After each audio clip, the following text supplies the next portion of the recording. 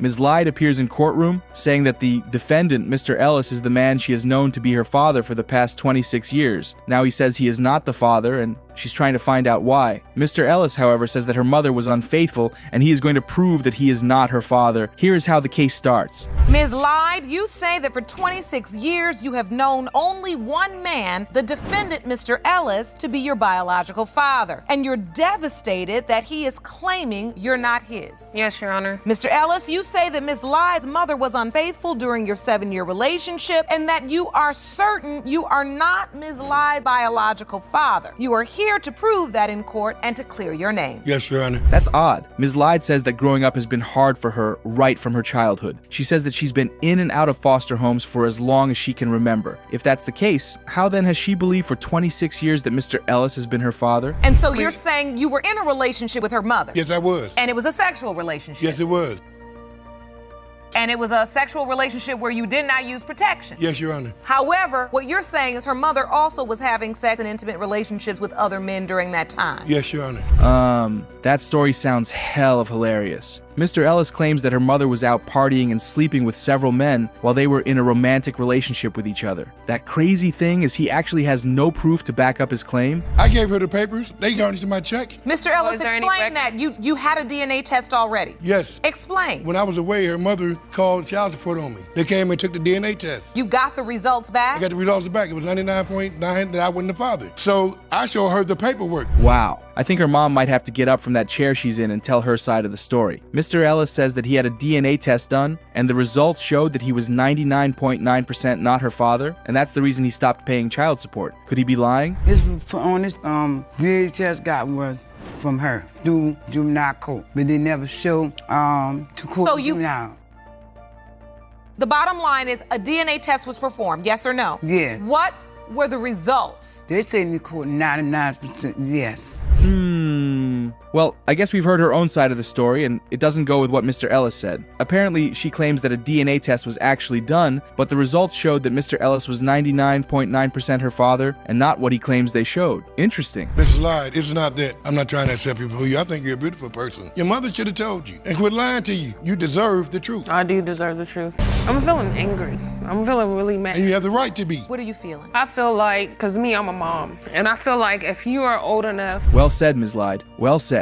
She loves herself, and if Mr. Ellis wants to deny her, she's good either way. All she wants is to know the identity of who her actual father is. Seems like her mother isn't even sure who the dad is at this point. About who your father is, so you find your real father. I feel like That's why I called the truth. courts. I deserve That's to know why I what's called the going courts. on. Because you deserve the truth. In your court papers, Ms. Lyde, you said that you made difficult and unfortunate choices with men because of this absence of a father figure, the relationship with your father. Once again, she's right. She admits to the judge that she has also made terrible mistakes with the men she has been with, and she blames it on the fact that she never had a male figure in her life to guide her. I honestly blame her mother for all of this. She has a little brother that she and the little brother were like twins, and the grandmother, Miss Lyde Sr.'s mother, brought the baby over in the house behind mine every day for a week and said, this is her brother. I want her to know her. Judge Lauren will certainly add that to the list of things she had to consider. Mr. Ellis's witness, who happens to also be his mother, says that Ms. Lyde does not possess any features that would mark her as one of her genes. She also says that she actually never saw a DNA result showing that her son was either the father or not the father. It's already built the hate in her heart for me from the day I was born. Like every situation I have seen her has been trouble. Like I've seen her on a trolley when I was 10. I don't know if you remember. You were 16. I was 10. I saw her on a trolley where we used to live at, and I approached her. Wow. That would definitely have broken Ms. Lyde's heart as a child. Ms. Lyde believes that Mr. Ellis's mom has always hated her right from the time she was born, and she never wanted her to be part of her family. I don't need anybody to feel sorry for me at all, because at the end of the day, I'm blessed. I just want to know the truth. But the DNA test told it already. Let it go. Let it go. She's lying still. I haven't saw anything yet. You have to understand, Mr. Ellis, her point is she's been told her whole life you are her biological father. You say you had proof that she was not, but she hasn't seen the proof. Yep, we are all confused. Trust me. Everybody seems to have one thing or the other to say, and the story is just not adding up. Let's see if the results are going to clear the air, and we can get to the bottom of the whole thing. Here are the results. Mr. Ellis, you are the father. Whoa! I knew it. Yes. This is another case of young kids getting pregnant at a young age. Now, Ms. Jones is in court with her mom because she's tired of the defendant constantly denying her child. She knows the DNA results will prove that he is the father, and she wants him to step up to his roles. The case begins like this. Ms. Jones, you and your mother say you are tired of the defendant's denial. He's the biological father of your 6-month-old son, and once the DNA results prove your claim, you demand to be reimbursed for Baby Lyric's child care expenses. Is that correct? Yes, Your Honor. Ha ha ha ha. He did not just tell the judge that he doesn't think for himself. Let's all assume he didn't understand the question. Ms. Jones says that she broke up with him because he is so immature and can't think for himself. She was getting confronted of cheating on me. But I ain't never cheated on him. I have never cheated on him. But once his family had him I got to believe confront her. that he was I was the one who was cheating on So him, and it who- was mainly you and your You're husband. right, because that me was and my doing it. daughter were catching text messages coming through your What phone. text messages? You were answering What your text phone. messages?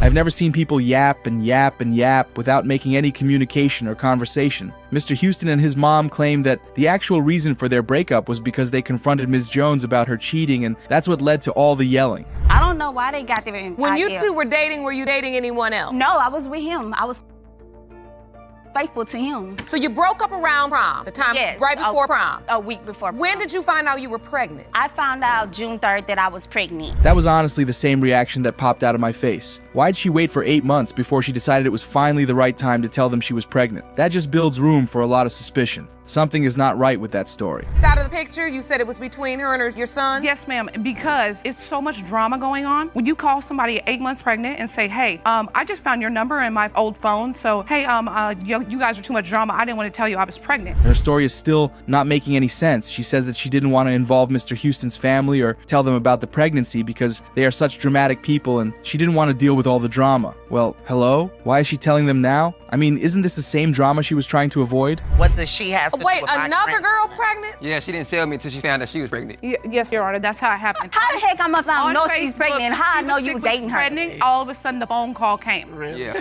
Because you know these Yeah, used so to like know I each just other.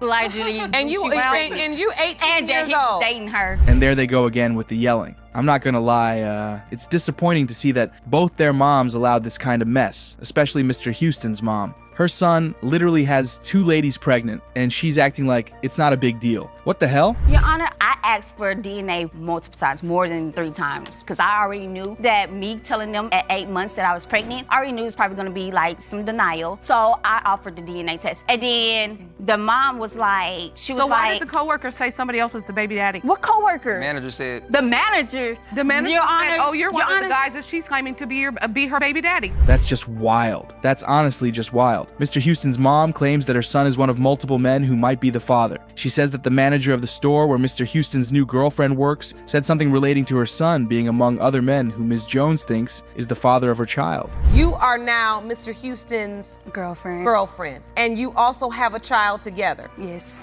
Okay.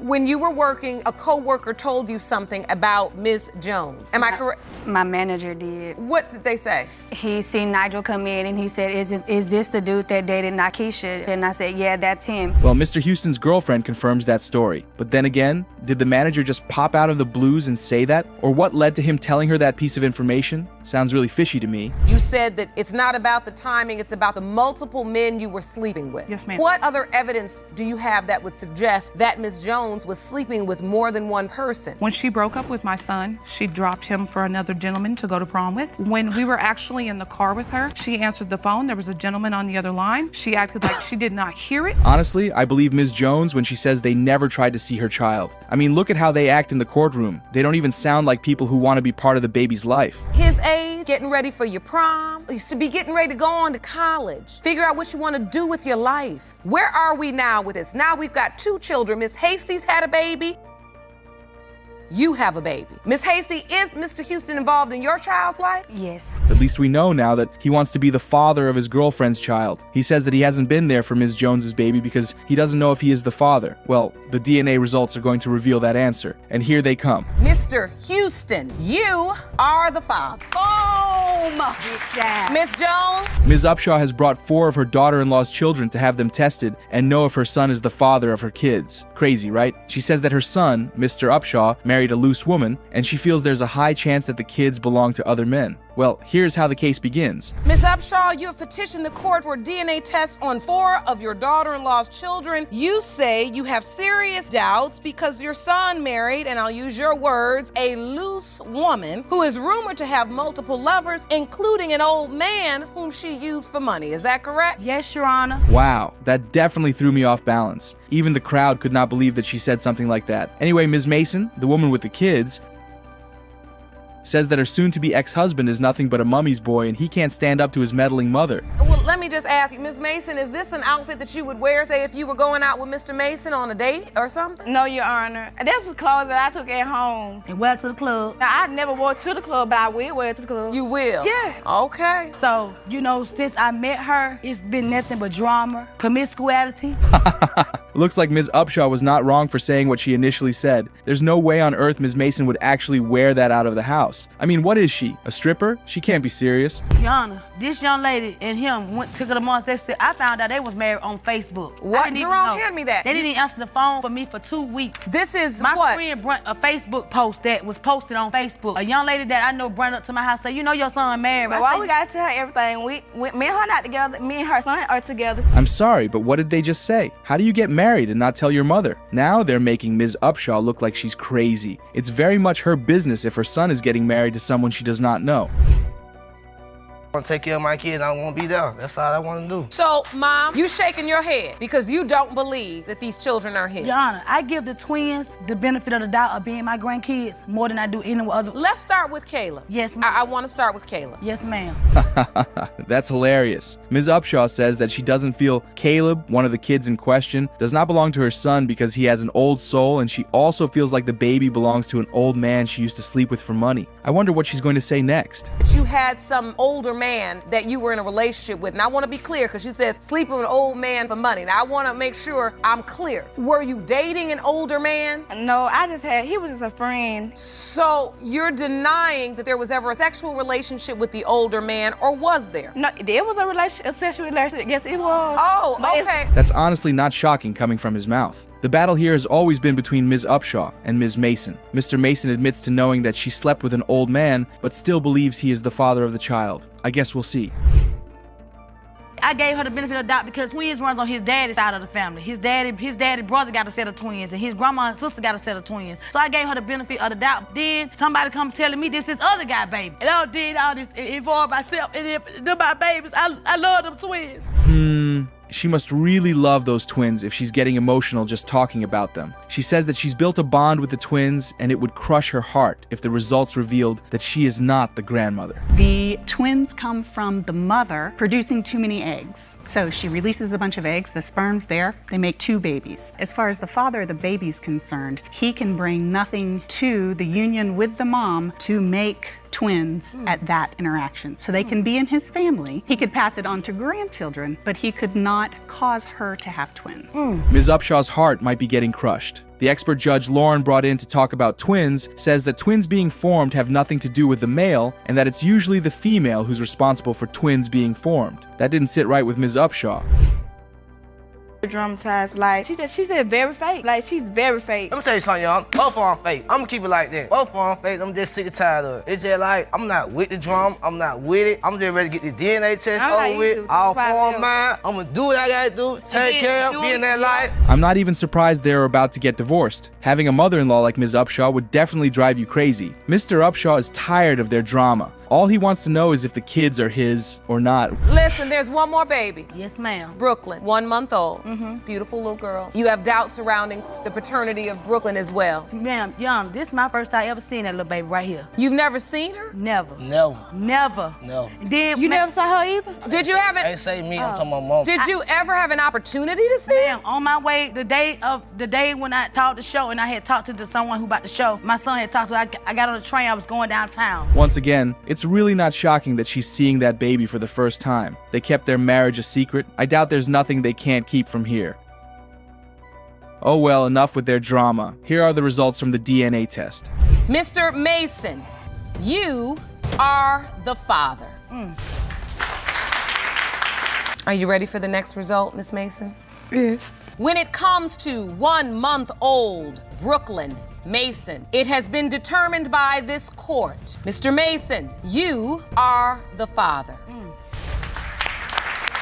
When it comes to 2-year-old twins, Carrie and Kawan Mason, it has been determined by this court, Mr. Mason, you are the father. Woo.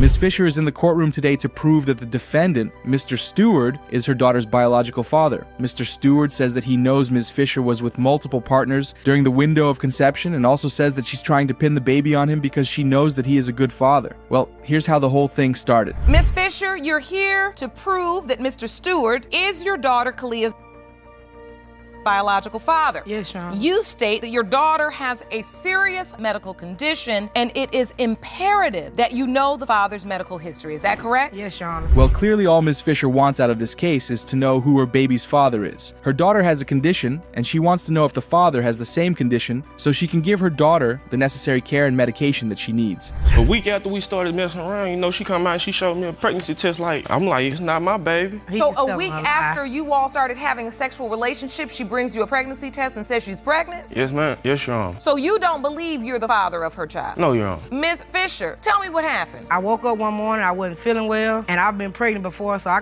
pretty much knew before I took the test I was pregnant. Can she really blame him? They got into a sexual relationship, and after a week she says she's pregnant? Even I would not accept the baby. That right there looks like she's actually trying to pin the baby on Mr. Stewart. After this is over, did the relationship continue? Yes, he was just at my house like a week and a half ago. I got bored.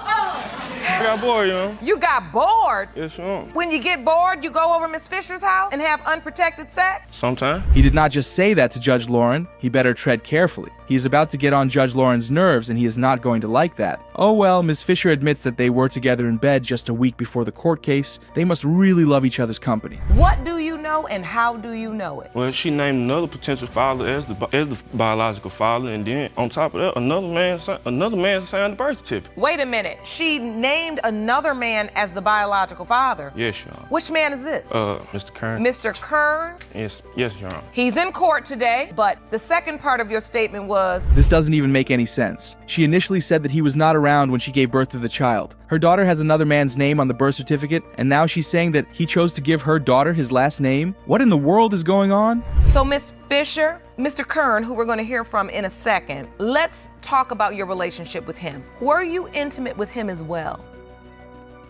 Yes, ma'am. Were you intimate with him during the time you were also intimate with Mr. Stewart? Yes, ma'am. Was this during the window of conception? Yes. Did you use protection with Mr.? No. Well, newsflash, that doesn't count, Ms. Fisher. That doesn't count. As long as you slept with him without using protection, there's a high chance he could be a possible father. But why on earth would she be sleeping with 2 different men during the window of conception? That's just wrong. Biological father, were you aware of this? Yes, ma'am. I'm not denying that I'm not her father. I'm denying because Miss Fisher, she always been lying to me, you know what I'm saying? Because we already done went through this one time with her older child. What do you mean? We started inboxing each other on Facebook. It always starts with Facebook, don't it, Jerome? Yeah, we started inboxing each other, you know what I'm saying? Then we got real cornered, you know. We decided we wanted to. Wow, Ms. Fisher must really be on her game. The other man she had a sexual relationship with walked into the courtroom and said that this is not his first rodeo with Ms. Fisher. She did this same thing with her first child. What a woman. Paternity issue with 2 kids? Come on.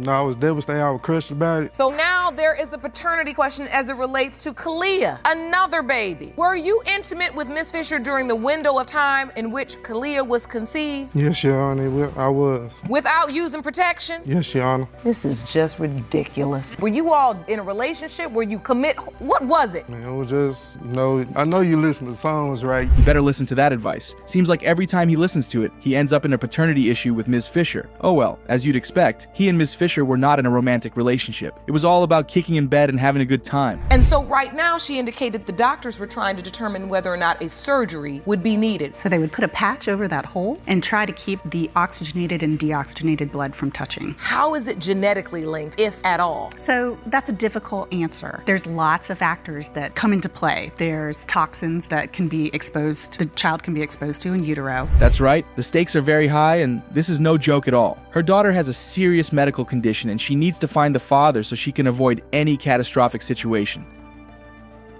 The crazy part is none of these men have any heart conditions. It's a shame that you're running around having sex with no protection and making babies and still doing it, where you could potentially make another one and be in the same position as this one. This is not a game. Miss Fisher, when you hear this and you talk about wanting your child to know who her biological father is, do you understand now the part you have to play in that lack of knowing? Yes, Your Honor. Let's hope all the scolding goes into their heads. None of them men want to accept that they are the fathers of the kids. I'm sure the DNA results will reveal the truth. Let's see what they have to say. Mr. Kern, you are not the father. Mr. Stewart, you are not the father. After finding out she had a terminal illness, Ms. Holshoe seeks to uncover the true identity of who her biological father is, only to find out the most shocking surprises on her journey. It's one roller coaster to the next in this episode. Ms. Holshoe, you claim your mother had an affair with the defendant's father, and today you're in court to prove that he is your biological father. Is that correct? Yes, ma'am, it is. Ms. Howard, you and your sisters say Ms. Holshoe is a delusional troublemaker whose promiscuous mother destroyed your family and ruined your home. You say Ms. Holshoe is dragging your father's name through the mud, and there is absolutely no way she is related to you. Is that correct? That is correct, Your Honor. Now things get really heated in a matter of seconds. It felt like they all hated themselves from their previous lives. Apparently, the alleged father had passed away, but his daughters, for sure, weren't going to welcome Ms. Holshoe with open arms. And also, I'm in the obituary as his daughter. You are? Yes, I am, ma'am. That was a big mistake that her name was put into the obituary. Our father's sister did that. No. And did not tell any of us about it. Our father didn't even mention her. Ms. Holshoe found out she had a real dad in the most awkward way. Trust me, your mind isn't going to believe what you're about to hear. Her stepdad and mom were having an argument. Boom! The bomb drops, and she can't believe what she hears.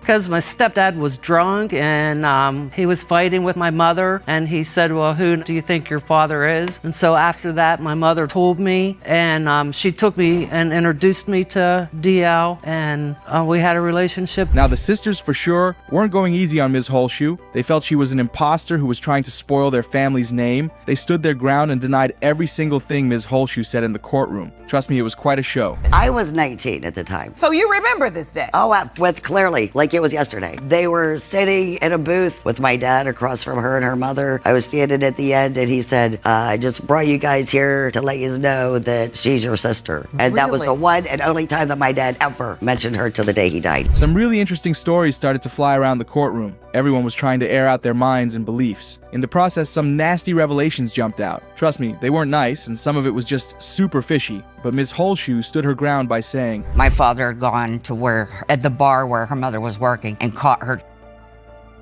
cheating on him. That gave me the thought that obviously her mother probably has no idea who any of her children belong to. It's not my fault you guys don't want to know me. It's not my fault that your dad had sex with my mother, and I'm a product of that.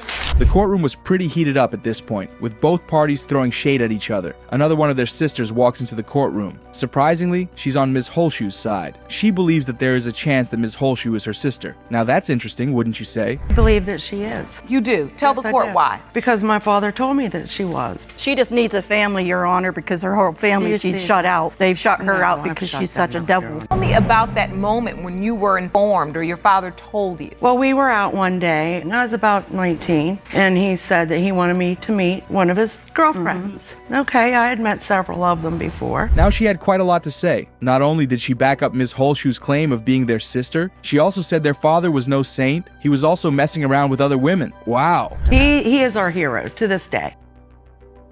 And I'm not going to bash him, but yes, he loved women, and that's just the way it was. Some men hunt, some men don't. Okay, well said. Now, your sisters seem to think that Miss Holshoe's just trying to stir the pot. She's trying to get into your family. You two are best friends, and you all want to be sisters. And well, it's time to spill the beans on whether she was really his daughter or if it was all a joke. All eyes are on the judge as she gets ready to give the final verdict. It has been determined by this court that the probability of half-siblingship between Diana Howard and Misty Lynn Holshoe is 98.1%.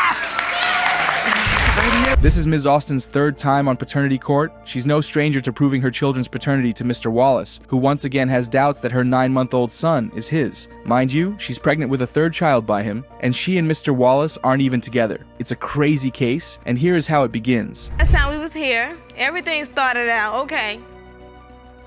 But we all knew that wasn't gonna last long. Raniel Wallace was still bouncing back from me and Kendrelyn. I had enrolled in school, but I never did go because I had got pregnant once again with Raniel. And she got pregnant with her baby, with her son. And as you can see now, once again, I'm pregnant again. Seems like these three are in a polyamorous relationship and don't even know it. 2 women taking turns getting pregnant for one man is just so silly. And every single time this happens, Mr. Wallace doubts he is responsible for the pregnancies. Why then is he messing around with women he doesn't trust? Because she's very promiscuous. When we was together, I had installed, it was like spyware on her phone. It's what they would duplicate her text messages and call log and send a copy to my email. And again, for about the 5th, 6th time, I called her texting different men. Didn't see that one coming? If he truly believes she's promiscuous, why does he keep having children with her? 1 child wasn't enough, so you had a second, and now there's a third on the way. Yet you call her a slut.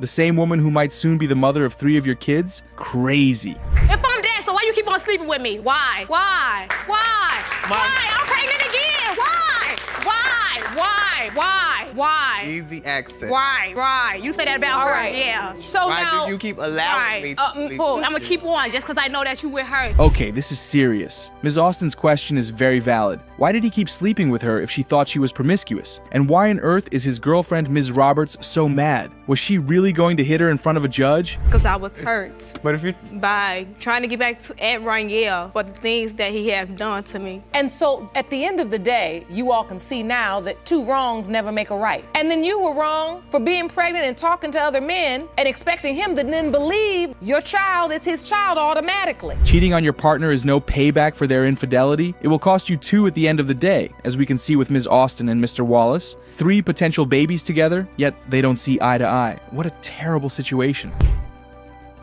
feel like we have certain features, but you can't just base it all off look. They have the same chin. Let me see that. Is that evidence you'd like to present? Yes. Okay. Walk me through what these pieces of evidence are. The first piece is the chin. You see that chin? Look at their feet. So you say their feet are alike? Yeah. But they don't change your mind? No, ma'am. It's just like you go to a police lineup. They put you in there with 6 other men who look just like you. Really? His feet and chin? Those are the features you chose to compare? It's valid, but kind of funny. At the end of the day, though, as Mr. Wallace said, it's not really about the looks, is it? A family. And I did what I had to do to move into the apartment, Your Honor. I do everything for him. I stood by his side when he had his apartment. He went through a lot, and I was there by his side. Never left, never left. And I could have left. I could have walked away.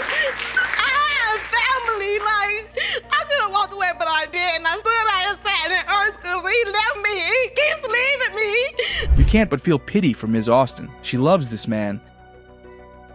Yet he keeps treating her like trash and walking away every time. This information and the fact that they have been here 3 times show how irresponsible the man is. It is such a shame. He left my house. He leaves my house and goes spends the night out at Kendrelyn's house, with his stuff still being at my house until I took it to his mom's house, and that's where his stuff been at ever since. He just came back to my house not long ago like 3 days ago, because him and Kendrelyn had a fight. When you just broke down a moment ago, I felt for you. These women are at fault too, letting Mr. Wallace waltz in and out of their lives whenever he pleases. If none of them stands up to put an end to this mess, they might just find themselves on paternity court for a 4th time. It's determined today that Mr. Wallace is Ronell's father. Is that what you're hoping? Yes. You are? Yes. And Mr. Wallace, what are you hoping for today? I'm just agitated. You feel agitated? Yes. Tell me. Because of the bull crap performance she put on. Look, well, I need to walk out. Whoa, that explosion was unexpected. Mr. Wallace insists Ms. Austin is putting on a show and Judge Lauren is falling for it. He's angry because the judge is taking her side. This is a whole new level of reaction. I'm not gonna let you leave here thinking I'm taking anybody's side. I'm asking the questions that need to be asked. Now we're gonna get you these results because you came here because you wanted to know, right? Yes. Are you Ronell's father? Great, let's find out what the DNA results say and put an end to this drama. Mr. Wallace, you are Ronell's father. 19 years? That's how long he had waited, how long he had believed, known that he was robbed of his daughter. And today, Mr. Wheat stood in court, ready to reclaim what he had lost and make up for 19 years of lost time. Mr. Wheat, you filed your case because you claim you've been robbed as a father. You are desperate to prove to the defendant that you fathered her 19-year-old daughter, Sierra Sloan, and once you want to make up for lost time. Is that correct? Yes, Your Honor. Across the courtroom, Ms. Grider stood with a knowing expression. She had heard his claims before and had hoped, once upon a time, that he was the father too. But the truth wasn't built on hope. Facts would settle the matter once and for all. Ms. Grider, you say, as much as you would like the plaintiff to be your daughter's biological father, facts are facts, and he isn't her dad. Is that correct? Yes, Your Honor. Then there was Sierra, the young woman caught in this paternity storm. 19 years of uncertainty, 19 years of never really knowing where she came from. She had doubts, but today, she would get her answer. Miss Sloan, you say you are the victim in this paternity chaos and deserve to know who your dad is. Yes, Your Honor. Mr. Wheat's voice trembled with emotion as he spoke about everything he had missed. First words, first steps, school plays, birthdays, graduations. He had imagined a life where he had been there, where his daughter had grown up knowing his name, his voice, his love. But instead, he was a stranger, fighting to prove his place in her life. And he was convinced that Sierra was his. Mr. Wheat, you testified that you were robbed as a father. Explain. Yes, I believe she is mine. So I want her to make up for all the lost time so she can meet her sisters. And so what does it feel like knowing that you may have missed 19 years of your daughter's life? It's hurtful, very hurtful. But Ms. Grider had her own version of events. She was 19, young and reckless, living in the moment without thinking about consequences. And let's just say those moments weren't spent with just one man. No, there were four potential fathers. Ms. Grider, so you say,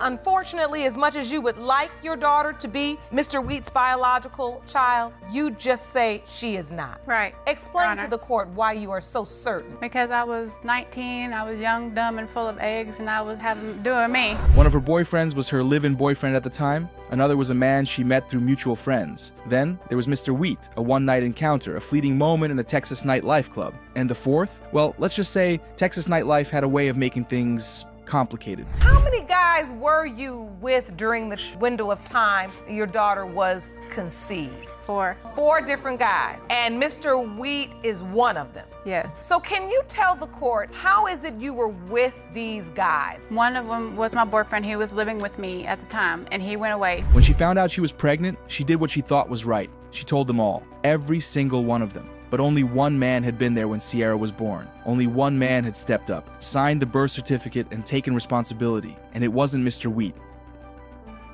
That, she argued, was the truth, and DNA wasn't going to change it. So when Sierra was born, you were there? Yes, ma'am. I was a doctor. Signed the birth certificate? Yes, ma'am. You named her? Yes, ma'am. After a Chevy truck. See, that wasn't me.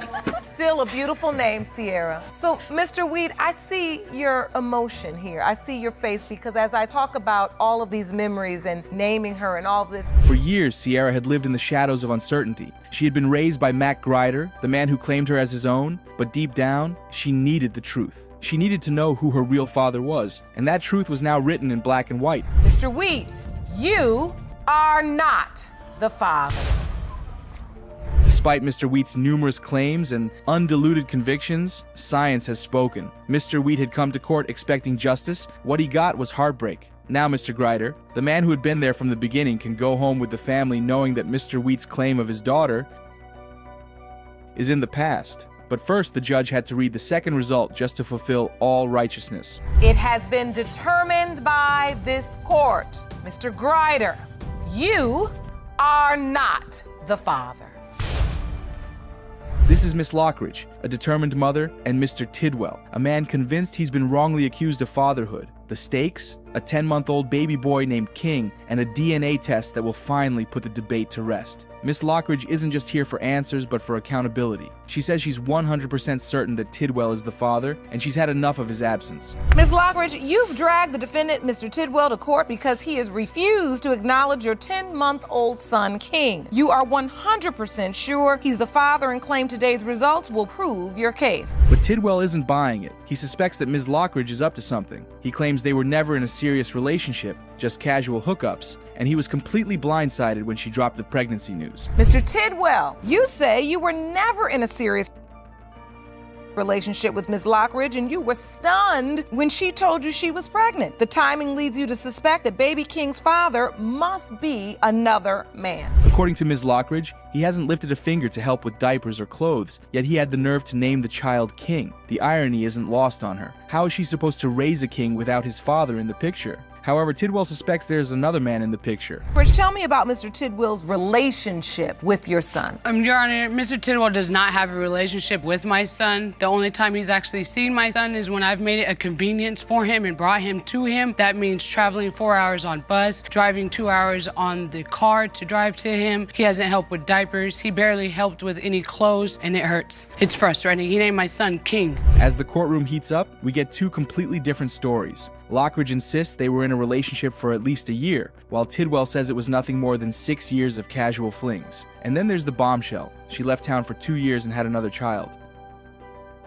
Tidwell suggests that the child could be his too, but Lockridge shuts that down immediately. So take me back to this relationship. I want to understand all There this. was no relationship. Just, what, casual sex? Yes. We were on and off for 6 years. We were together for my understanding, how he led me to believe I was single, or I was with him in a committed relationship for at least a year. And then I was my side, my personal opinion. We were together for a year. Then comes the real drama. How did he find out about the pregnancy? He didn't hear it from her directly. She left an ultrasound and a note on his bed. No conversation, no warning, just a silent bombshell. Tidwell says this only fueled his doubts. Why not tell him face to face? You said she's done some things that make you feel like you weren't the only person she was sleeping with at time I wasn't, King Your was Honor. conceived. Tell the court. She has another guy that she was sleeping with, not personally, but we weren't. There was nobody else. We weren't Snoop, in a- I'm not gonna drive. I'm not gonna ride the bus 4 hours. We were not Take in a 3 serious buses to relationship come or sleep no with you type if I of- got. Tidwell maintains that another man is responsible for the pregnancy, and she's trying to pin it on him. Lockridge disagrees. She told the court that she was afraid of his reaction and didn't want a scene in front of his brother. Ms. Lockridge, you leave the ultrasound picture in the note. You agree to Oh, that? I totally did, because he invited his brother over. His brother was there. That's the sole purpose why I did not tell him I was pregnant. This Or is how call you me. react. I'm not fixing to have this reaction in front of your brother when I find out I'm finally pregnant. I finally get something from you. Lockridge says she went to great lengths to be with Tidwell. 4-hour bus rides, countless messages, even recordings of their baby's heartbeat. But when it came time to give birth, she did it alone. 36 grueling hours in labor, no father in sight. Tidwell says that's not his fault. He had a job and wasn't about to drop everything for a child he wasn't even sure was his. During that time, is he participating at all? Not at all. Not at all. He didn't care about. I texted him when I was every doctor's appointment, all my weight gains, the weight changes. I even sent him voice recordings of the heartbeat, all that, like the works. When I had my son, I was in labor for 36 hours.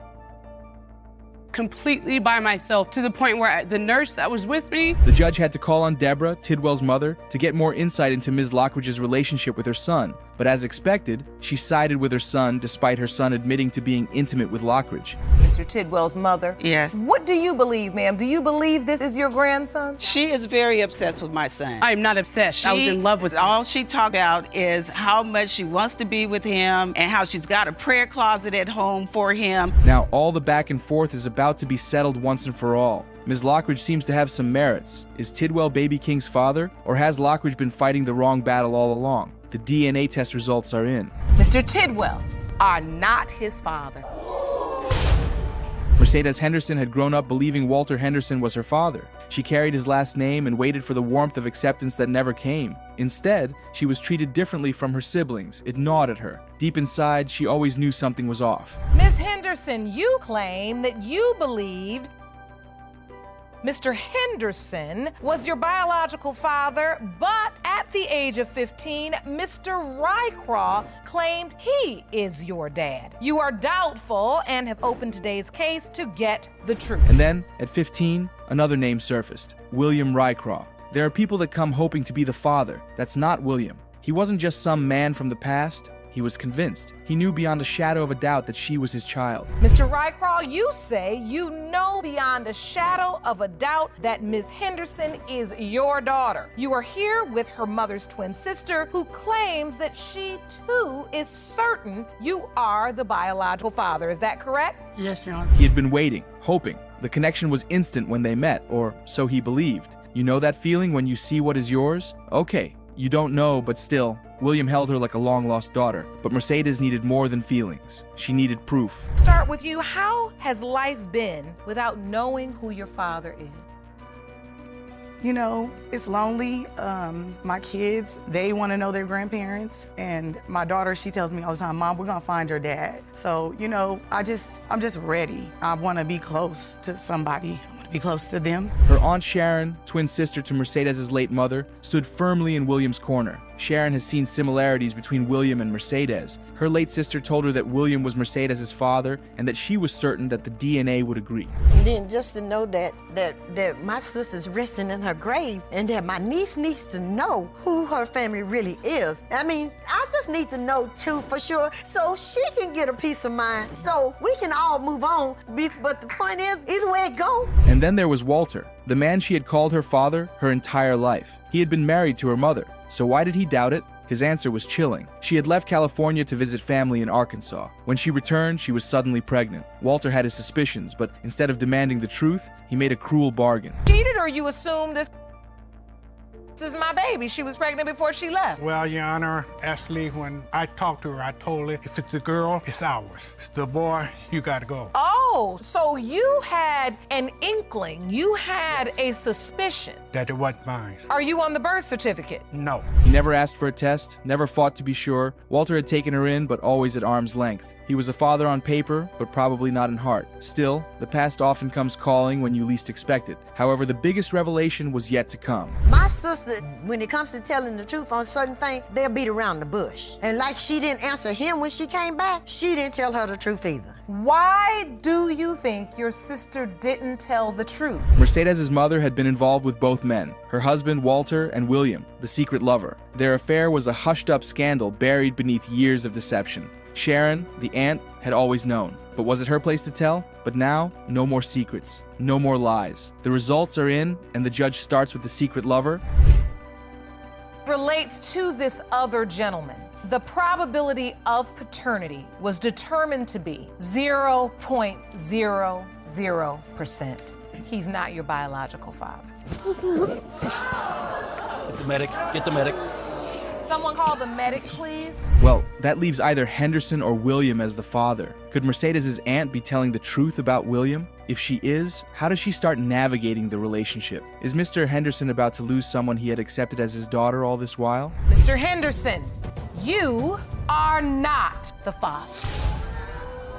It appears Mercedes' aunt might be saying the truth after all. Twins share a deep bond, so it's safe to say her sister has been real with her. A single piece of paper held the truth Mercedes had been waiting her whole life for. Nothing can go wrong now. It has been determined by this court. Mr. Rycroft, you are not the father. You are, Dad. I'm so sorry.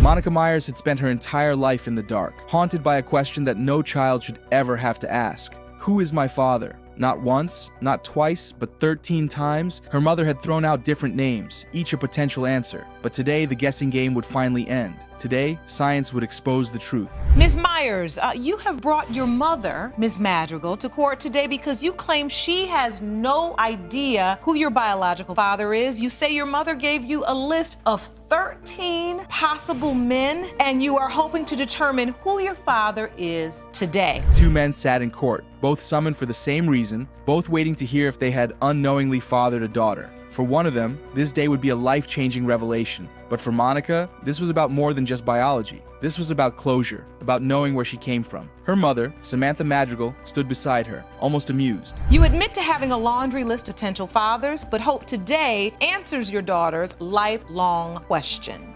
Now, Ms. Myers, Ms. Myers had been robbed of a father, but worse, she had been robbed of certainty. As a child, she had always felt different, not truly belonging. She had begged her mother for answers, only to be met with half-truths and dismissive laughs. Circumstances that started your search for your biological father. When I was 13 years old, I had a father figure in my life, and he died at that age. And you know, when he died, I needed closure. I needed somebody to be there. Samantha had been young and reckless, living fast, unconcerned about consequences. And now, decades later, that past has come knocking. But even now, she brushed it off. The 13 men, exaggeration, fabrication, Monica disagreed. These weren't ghosts. They were real, flesh and blood men who had no idea they might have a daughter. Madrigal, as you're giving your daughter this list, and I do not mean this in a joking way, right? You couldn't narrow it down from 13? You know, the 13 that she's named is like 13 ghosts, fabricated. What about Pick Any Man in Seattle? Monica might be hurting, but her mother, Samantha, feels that this whole exercise is fruitless. She had been a good mother, and her husband had been a great father to Monica, so she finds it difficult to understand what Monica's problems were exactly. Came from, I don't know, nothing. He came from me. Yeah, I knew you're half of the family, but that's only half the story. Nobody else matters. That's only half the story. Can't no man raise you better than you can, even though it doesn't even matter. So save it. You raised me? Oh, I raised you. No, you didn't. I raised you. You weren't Monica, even there. stop So it. anyways, Ms. Myers, you claim that you left home when you were 15 years old. Yeah, I did. One of them, Keith McCraney, walked into the courtroom with a smirk. He had come in with his daughter, who looked set for a fight. Keith remembered that night well, 3 minutes to be exact. That was how long it had taken. And after those 3 minutes... Mr. McCraney, thank you for coming to join us and submitting to the paternity testing. I want to ask you first, you do know Ms. Myers' mom, Ms. Madrigal. Yes, I did. Please state how you met her. You know, we got together, she came over, she told me she thought I was sexy, whatever, good looking. Okay, we had sex, it was a 3-minute thing. Although Keith now accepts that 3 minutes is enough to fertilize a woman, he couldn't help but smile at the irony of 3 minutes changing your life forever. Samantha had left his house and gone straight to another man's bed. Same night, same circumstances. So, really, was he supposed to believe he was the father? I couldn't believe it, 3 minutes. I understand it doesn't take that, but... So you don't take 2 seconds to get pregnant? It was your 3 minutes of fame that had gotten her there? Well, Your Honor, I also found out, Your Honor, that when she left my house... Monica had said that she didn't like Keith, and she showed it in a fierce back and forth with him and his daughter. But the other potential father, Derek Smith, was different. No smirks, no cocky remarks. Could he be the father? The DNA results are ready. His picture on Facebook with you and your mom talking about, oh yeah, well, is this person my dad and blah, blah, blah. I did that because I wanted people to see. But if he's such a bad guy, then why would you even put him on Facebook and say, oh yeah, well, is he my dad? Monica had not hidden her disdain for Keith and his family. According to her, Keith's family had maltreated her because they were convinced she wasn't Keith's daughter. The assumption that she might be his daughter had driven me against her. She didn't want to know what they would do if it was confirmed that she was indeed his daughter. She wants the DNA to point to any of the 13 guys but Keith. Will the results listen? That Mr. Smith, you are not Monica's father. I never thought I'd have to hear that. I still love you, though. It's okay. When it comes to Miss Monica Myers, Mr. Keith McCraney, it has been determined by this court that you are the father. There it is. This was supposed to be a paternity case, but it felt more like an emotional battlefield. On one side, a concerned mother convinced her daughter was spiraling out of control. The mother was adamant. Her daughter's reckless lifestyle meant there was no way Mr. Boyce was the father. She insisted her daughter had been with multiple men and that Mr. Boyce was being deceived. Today we have the case of Coe v. Coe, mother versus daughter. Miss Coe, you say you're here today because your daughter is an out-of-control teenager and she needs help. Furthermore, you claim that you have serious doubts that your daughter's boyfriend, Mr. Boyce, is the father of your 7-month-old grandson. On the other hand, a defiant teenager clinging to the one thing she was sure of, her baby's father. And then there was the young man at the center of it all, unknowingly waiting for the truth that could destroy everything he thought he knew. From the beginning, this case promises to be wild. You say Mr. Boyce has been a good father to the baby, but that your daughter has numerous sexual partners. The accusations flew like daggers. The equally stubborn daughter swore she had made mistakes, but was certain of one thing. Her baby belonged to Mr. Boyce. She believes her mother is a nuisance, a disturbance sent to make her life harder. But her mother talks to the judge. You have also petitioned the court to demand that your daughter attend parenting classes. Now, Ms. Coe, you dispute your mother's claims. You say you are positive that Mr. Boyce is your baby's father and say today's results of the paternity test will prove your mother wrong. This wasn't just about paternity. This was years of pent-up resentment, rebellion, and a fractured relationship between mother and daughter. The mother claimed her daughter was out of control, bringing thugs into the house with no regard for consequences, and consequences did come. A police officer, not once, but twice. Hitting a police officer. She punched a police officer twice. I get the phone call, go up to the school, I get there. I was thankful that I knew this police officer. He looks at me and he says, "This is your daughter?" Why would she do such a thing? Zaire had her reasons. If her mother, Mrs. Coe, had not abandoned her, maybe she would have turned out better. However, the mom denied the atrocious claims. She makes it clear that her daughter wants a carefree lifestyle without acknowledging the dangers. My mother and her girlfriend just jumped on me. You come mess them up. I said her girlfriend just jumped on me, and I did have somebody come over there. She made that phone call. Them guys, they loaded up. They came to my house. They bust out every window. They busted out my car. They destroyed my house. This was 1 week before I was That's your car? That's my car. Now that she is pregnant, the mother wants things to be done properly. Although she had been there when her daughter needed her most, she recognized that her behavior meant that the paternity of the child was uncertain. She had taken the bulls by the horn and spoken to Zaire's boyfriend. I went over to my best friend's house and he was there. So now, what I believe, and you can tell me if I'm right, Mom, you're worried now about this cycle repeating itself. Exactly. The young man, Mr. Boyce, had done everything right. He had stood by the baby, taken on responsibility, and believed in the relationship. But today, his entire world teetered on the edge of a single envelope. He had loved Zaire, and he's ready to prove it. You don't have to feel ashamed about that. I was there for you. If you want more episodes of Paternity Court, make sure to subscribe and click on the notification bell. Are you worried for your baby? You don't want your baby to have to grow up and feel the things you felt? What are your hopes for your son? What do you want for him? I just want him to have up for his parents. And I don't want him to grow up like I did, and I don't want him to run the streets like I did, because I don't want him. The judge laid out the facts, her voice steady, cutting through the tension in the room. The mother insisted she had told Mr. Boyce from the beginning that a test was necessary. The daughter, however, confessed there had been another man, a slip, a mistake, a moment she couldn't take back. But in her heart, she was still certain. Mr. Boyce was the father, and then the results.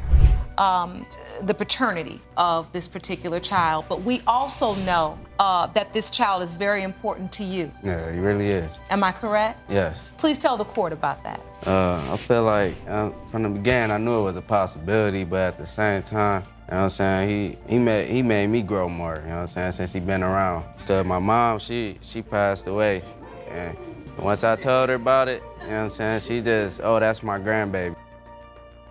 The air was thick, suffocating. The mother sat rigid, her daughter silent, and Mr. Boyce hopeful. The judge read the results. I'm really, really proud of you. I really am. I want you to know that.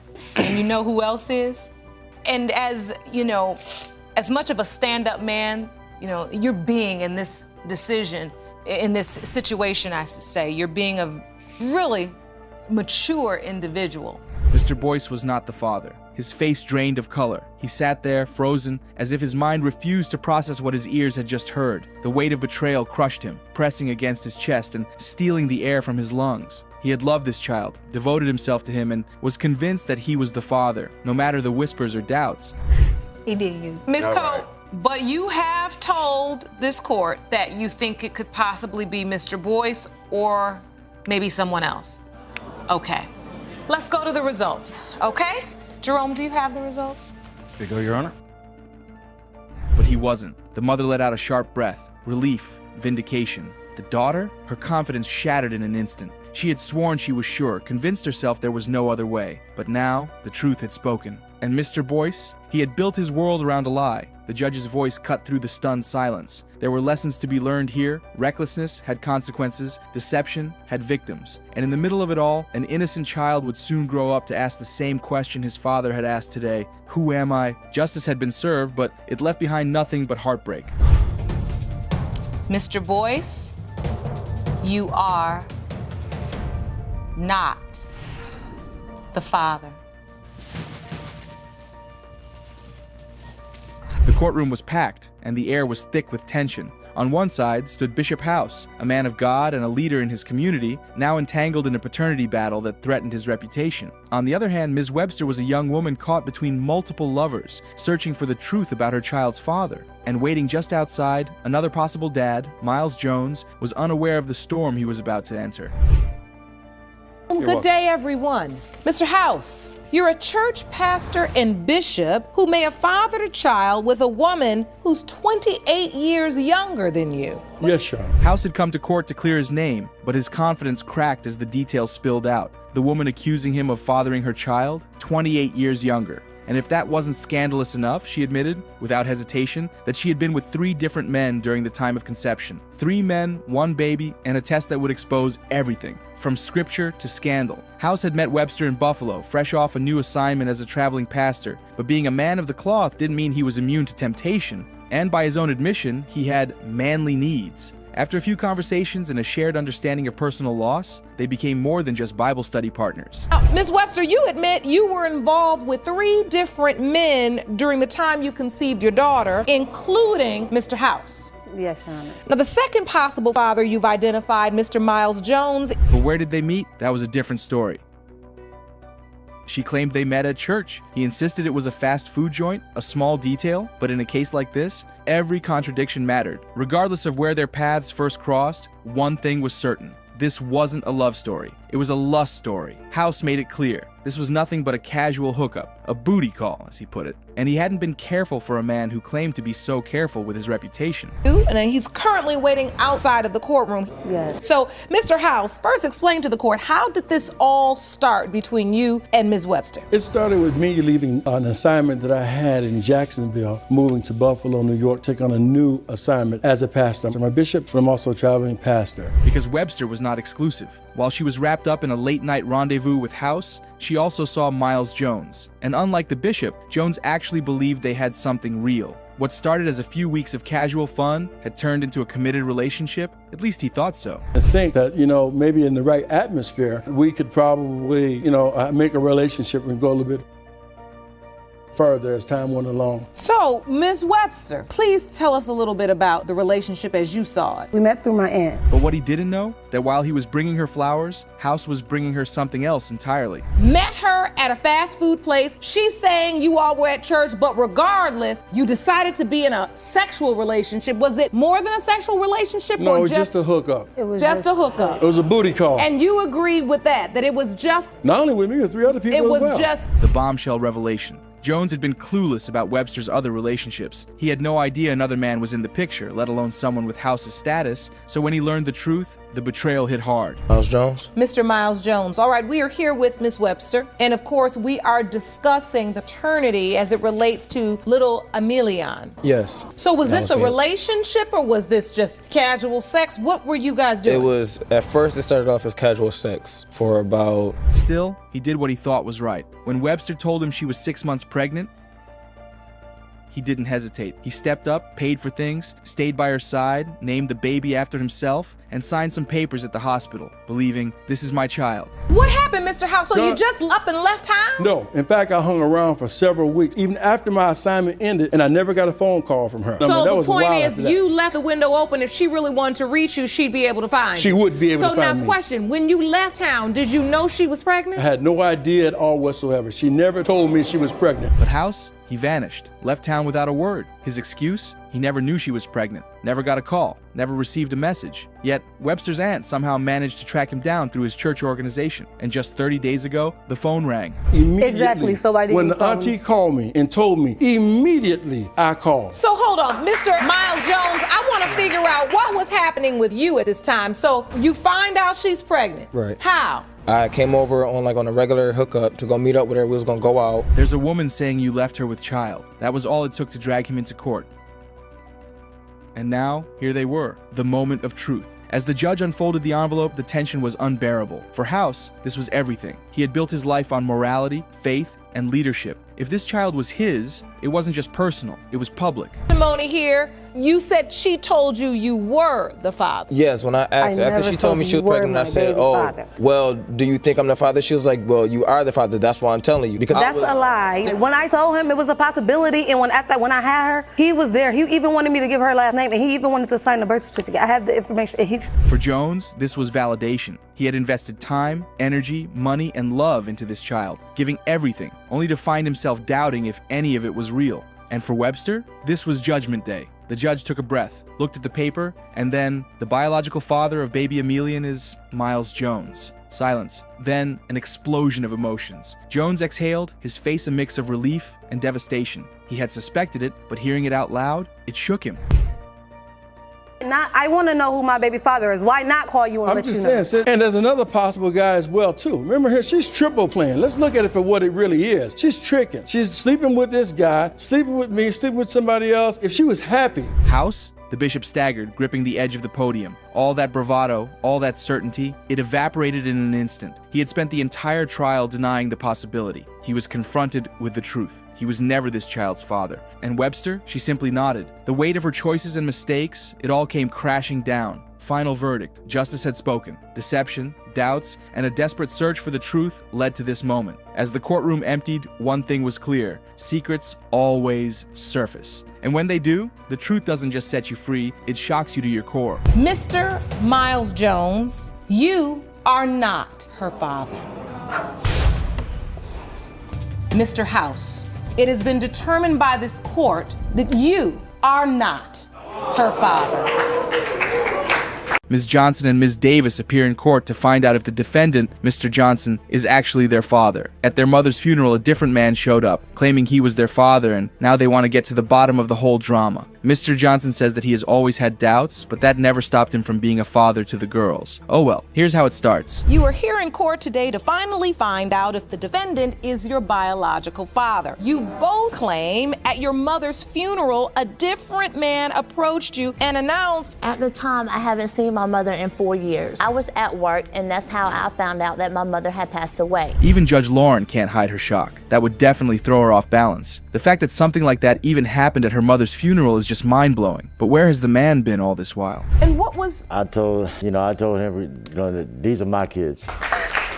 Supposed to be father, was actually a friend of her grandfather's. You knew this man already? That's right. So you grew up knowing this is just a friend of your family? Seems to me like the only person to blame for this misunderstanding was their mother. Ms. Johnson tells the judge that when her mother was alive, she would sometimes say that Mr. Johnson was their father, and other times she would say the other man was also their father. She would tell me, I'm unhappy while I was at work. But come on, every man, every woman knows when their partner's cheating on them. And, did you ever catch her? Did you ever witness firsthand? I caught her in a man's apartment, but actually caught her activity, no. That had to have broken his heart. Mr. Johnson says that their mom told him that she was cheating. She constantly nagged about him not spending time with her and how she was unhappy about it. Looks like she found a way to stay happy. Sadly, she left a mess behind. That's my divorce papers. So this is a final judgment of divorce. Yes, Your Honor. It says the defendant, yes, Your Honor. And that would be you, Mr. Johnson. Yes, Your Honor. So she relinquished her parental rights. Yes, Your Honor. And so, Mr. Johnson, you raised these children on your own. Yes, Your Honor. Talk about a man being the perfect example of a good father. He shows Judge Lauren evidence that states that their mother waved away her parental rights to her daughters. I wonder what type of mother would do such a thing to her children. At least they had Mr. Johnson. Thank God for that. I know this is tough, sir. I do. You were there for all the monumental moments. I was the one that taught them how to be a young lady, how to take care of themselves. That was a fun thing. That was fun. But thank God, me being a tattoo artist. I mean, she couldn't have said it any better. Mr. Johnson is truly a good man. Even though he had doubts about the kid, he stood up to his responsibilities and took very good care of their girls. I really hope he is the father for real. I love my first wife. That was the mother of my children. But and my children know, I used to pay the mother to see them. And that's the reason why it was so long why they didn't see the mother, having to give her money just to spend time with the kids. Oh, I understand. You're saying when you had the girl, you wanted the girls to see her. Man, that is horrible. She has to be the worst mother on God's green earth. Why would you have to be paid to see your own kids? With that type of character, it's not surprising she left them in such a messy situation. And there was a little boy there, and her mother told her that that was her half-brother or something. And that is also the same one that fathered, the same guy that was supposed to father her, fathered that child too. And you were introduced to a little boy and told this was your half-brother? Yes, Your Honor. Honestly, they aren't wrong. Kids should not have to deal with things this complicated at a very young age. Imagine not having your mother around and still being introduced to a stepbrother. That's just very messed up. Their mom should have honestly done better. There's a lot of doubt. My middle sister, I could see my father. That's Miss Johnson. Yes, ma'am. Miss Davis, I love her to pieces. It's okay, sweet. But here's some. You don't see your father. No, ma'am. And that hurts you to have to say. That is honestly so sad. Everyone is so emotional right now. Their brother walks into the courtroom and he says that there's so much doubt surrounding the paternity of both ladies. One looks like their father and the other just doesn't fit the description. They must really hate their mom right now. From what he was told, I was just the man that raised her. And that was like taking a knife and stabbing it in my heart. I got upset about it. I actually confronted Melinda about it. You did. Ms. Davis, can you explain what happened? Was there a time when you just felt... Jeez, everything just keeps stabbing Mr. Johnson in the heart. He has honestly been through so much having to raise these girls on his own. Well, let's see if the DNA results are going to mend all of that damage. Mr. Johnson Sr., you are his father.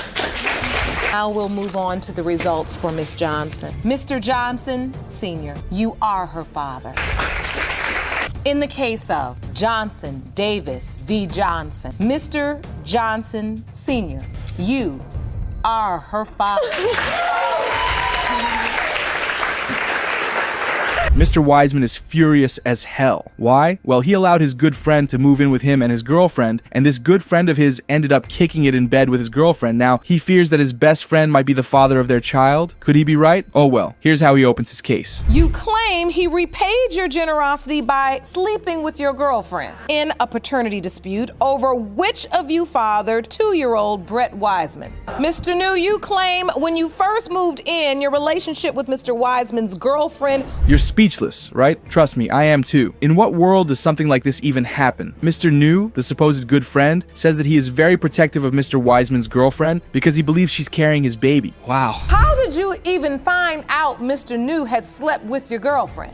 Somebody in her family came and told me. What did that person tell you? We told him ourselves, Your Honor, once we started. What did that person tell you? You know, they was becoming too close of friends, and they finally told me, like, look, we know for a fact that... I don't know, man. It feels like there are loopholes in his story. Mr. Wiseman tells the judge that one of his girlfriend's family members told him that she had been sleeping with his friend Mr. New. That definitely can't be the only way he found out she was cheating. She was at her grandma's house because they was already broke up because he cheated on her so many times and she was letting it go. Knew about it. Okay. Knew about it. She's knew the about cheater, it and just all like that. that's why he's so protected. He's so protected because you have to be with her. Because if you ain't stuck up her butt 24/7.